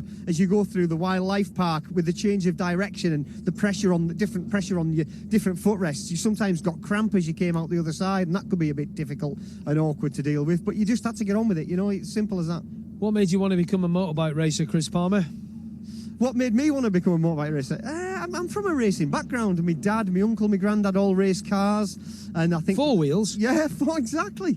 And I think they thought I was going to go down that road. And when I was young and daft, all my friends had motocross bikes. So I started off in motocross, to be honest. And then I came over funnily enough, to the TT to do a motocross. Saw the TT bikes, went back over, and next month bought myself a road race bike and never ever stopped or looked back since. Tim Glover's back in the paddock. Tim, let's get the details. Tim. Yeah, just a couple of stories I can share with you. One from John Chapman Racing. He's just told me that Joey Thompson will not be competing on any of his machines. There's obviously been a little bit of a falling out there, but John Chapman's taken the decision and Joey Thompson will not be riding at the Classic TT for him. And also from Team Classic Suzuki, and people will be wondering if Michael Dunlop's going to ride. They're telling me that they understand he will be here on Wednesday, and we'll see how he feels if he comes over, obviously. But he's due to come over, the latest that they've heard, on Wednesday, and it's really going to be left to him to decide whether he competes or not at the Classic TT. So a couple of breaking news stories from the paddock. Back to you, Chris Kinley. And there's also a podcast, we're led to believe, Chris. What's all this about, podcast? What does that mean? I've no idea. So this is a video thing that you've done. Who have you done it with? No, we did it. We recorded it at the Southern 100. Okay. Just discuss who with? With Sarah? Sarah, yeah. Sarah Hendy, okay. Yes. Oh, who's that for one of her programmes, Spotlight? Yes, is it? yeah, I think so. Okay. Yeah. That's a great... It's available on manxradio.com to listen again for your... oral, but the podcast said oral. You've got oral pleasure. Brilliant. Blimey. Oh dear. What? You're going in the modern world. Next thing you know, you'll be on... I'm not used to all this, kidders. I'm really not, am I? Yeah, I know. You forget everybody's name, isn't that right, Tim? Chris, whatever your name is. Anyway. So, just a reminder, if you just joined us, we're coming up to 3.5 minutes away from 8 o'clock. We do have a delay at the moment. The bikes are coming back around the circuit. We've had an incident up on the mountain at the Black Hut. A rider involved taken to Nobles Hospital with leg injuries, not thought to be life-threatening or worrying, so that is good news. When we get details on that officially, on the rider's name, etc., we will, of course, bring you here on our station, so please stay tuned for that. We are waiting, hopefully, that's what they're hoping, to get the newcomers out for another speed-controlled lap from the marshals, and because they want to try and get out and get these laps. So this will be an untimed. So what we'll do is we will take the newcomers, if they do go, we will take them out, and then we'll be handing back to our studios up there on Douglas Head. Chris, I think even though it's untimed, I think these will still probably be classed as qualifying laps, because obviously the riders all need to do a certain amount of laps under the belt. Is it 5? Yeah, I think it is 5 and 2 on each machine. That's what it used to be. But if these guys, even though it's a speed-controlled lap, technically they have still done a lap, or it'll be 2 laps, won't it, after the other night? So, it just... And if we have got some inclement weather coming on Wednesday, and that sort of halts proceedings, then at least we know they've done. And it might not hurt them to actually follow somebody else again, you know what I mean? Experienced riders to do an escorted lap. It must be quite difficult as a newcomer when you go out, you do a little escort lap behind the marshals or the experienced riders, and then for the first time to go out, in the session, and I know that, everything's different now than when you were riding, but to do that, and then be in with the quicker guys, because these guys, okay, they're still going, but they're not going as quick as the other boys, are they? By a big chuck. Exactly. So, and a lot of them are quite worried as well, that they don't want to get in the way of the faster riders either. So basically, you've just got to say to them, the faster guys will sort themselves out. Don't worry about it. Get out there, do your own thing, but don't do anything dramatic. Don't change line dramatically, sort of stick to a line, and that allows people to get past you, so don't change direction erratically, basically. The IRRC champion, Superbike champion, Davey Todd, is with Tim Glover. Yes, I've been scouring round the paddock here, because there's more people probably here than there are the newcomers, but we've got an announcement coming up, so we'll make this very brief. You'll be glad to hear, Davey. How was your night? Yeah, I really enjoyed it. I mean, the first time I've ever sat on that OW01, a Padgett's bike, so for me, just getting used to it, getting dialed in, it's obviously worlds apart from what I'm used to on the modern bikes, so a real experience, but starting to get up to speed and just learning my way around, really. And a long chat with Daddy Clive Padgett. Yeah, the boys are looking after me really well, as always, and put a great bike underneath me, and it's just having fun for them guys. They love it, and I love being out there, so we're all just enjoying ourselves, to be honest. Thanks for talking to us, and didn't get to say it on the grid because I knew you were under pressure, but well done, champ. Thanks a lot. Cheers, mate. Davey Todd. Let's go back up to Chris Boyd. Yes, indeed. We have had a further update from Race Control to say there is now rain at Brandish up on the mountain, on the run down off the mountain, which means the session has been cancelled. That newcomer speed control lap will not now happen. So no further action on the mountain course this evening. The light is certainly dropping away now, Chris Kinley. Yeah, we did say that a bit earlier on about the light. Conversely, the sun has just come out from behind those clouds once again. And, well, Gary Thompson and all the officials and all the marshals all blighted again by the weather. So that's it from me. Chris Palmer will be back with us tomorrow night. Chris, looking forward to it? Yeah, can't wait. Forecast looks pretty good. So from Chris Palmer, it's good night from me. And it's good night from him, Chris Boyd. Yes, indeed. So let's just recap what's happened then on the session.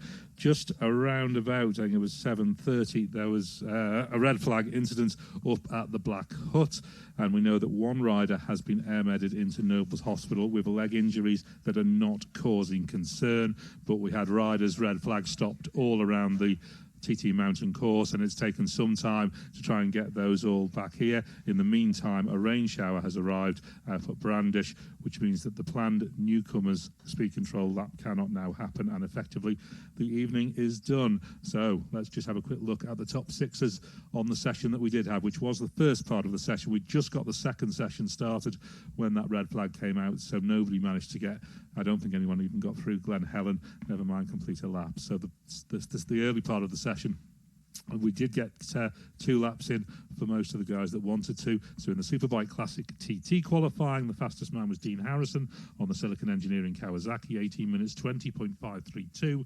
123.42 miles per hour. Second fastest, Horst Seiger on the Greenhill Racing Kawasaki, 18:25.455, so just under 5 seconds slower, 122.871.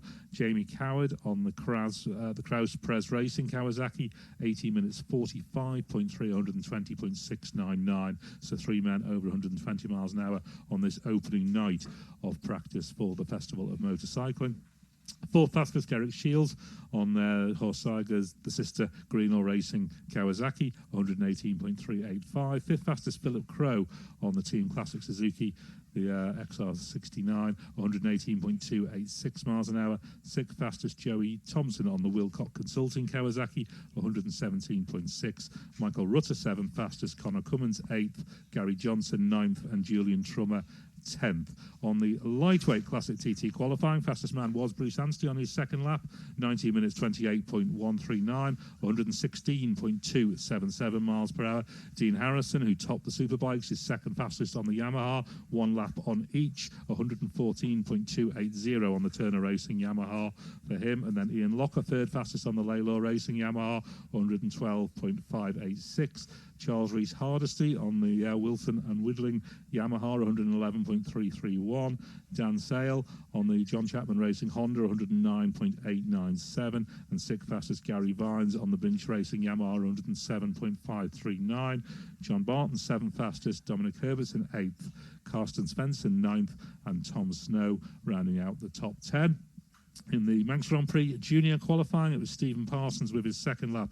Nathan Harrison had been fastest on the opening standing start lap, but Stephen Parsons on the People's Bike Kawasaki, 19 minutes 02.027, 118.936. Nathan Harrison on the Chris Preston Honda, 117.871, just over 10 seconds slower, 10.3 or so seconds between Parsons and Harrison. James Hind on the Bass Tyre Services Yamaha, 116.906, his third fastest. Brad Vickers on the VRS Racing Honda, 116.836. Andrew Fisher, fifth fastest on the Fisher Racing Yamaha, 116.805. And Francisco Coringa on the BMR Racing Honda, 116.74. Seventh fastest, Dave Butler. Eighth, Stephen Proctor. Ninth, Andrew Farrell. And 10th, Darrell Tweed. And the guys who are out there in the MGP senior class, it's Damien Horan, who's the fastest there on the Martin Long Jim Minogue Suzuki, 115.422.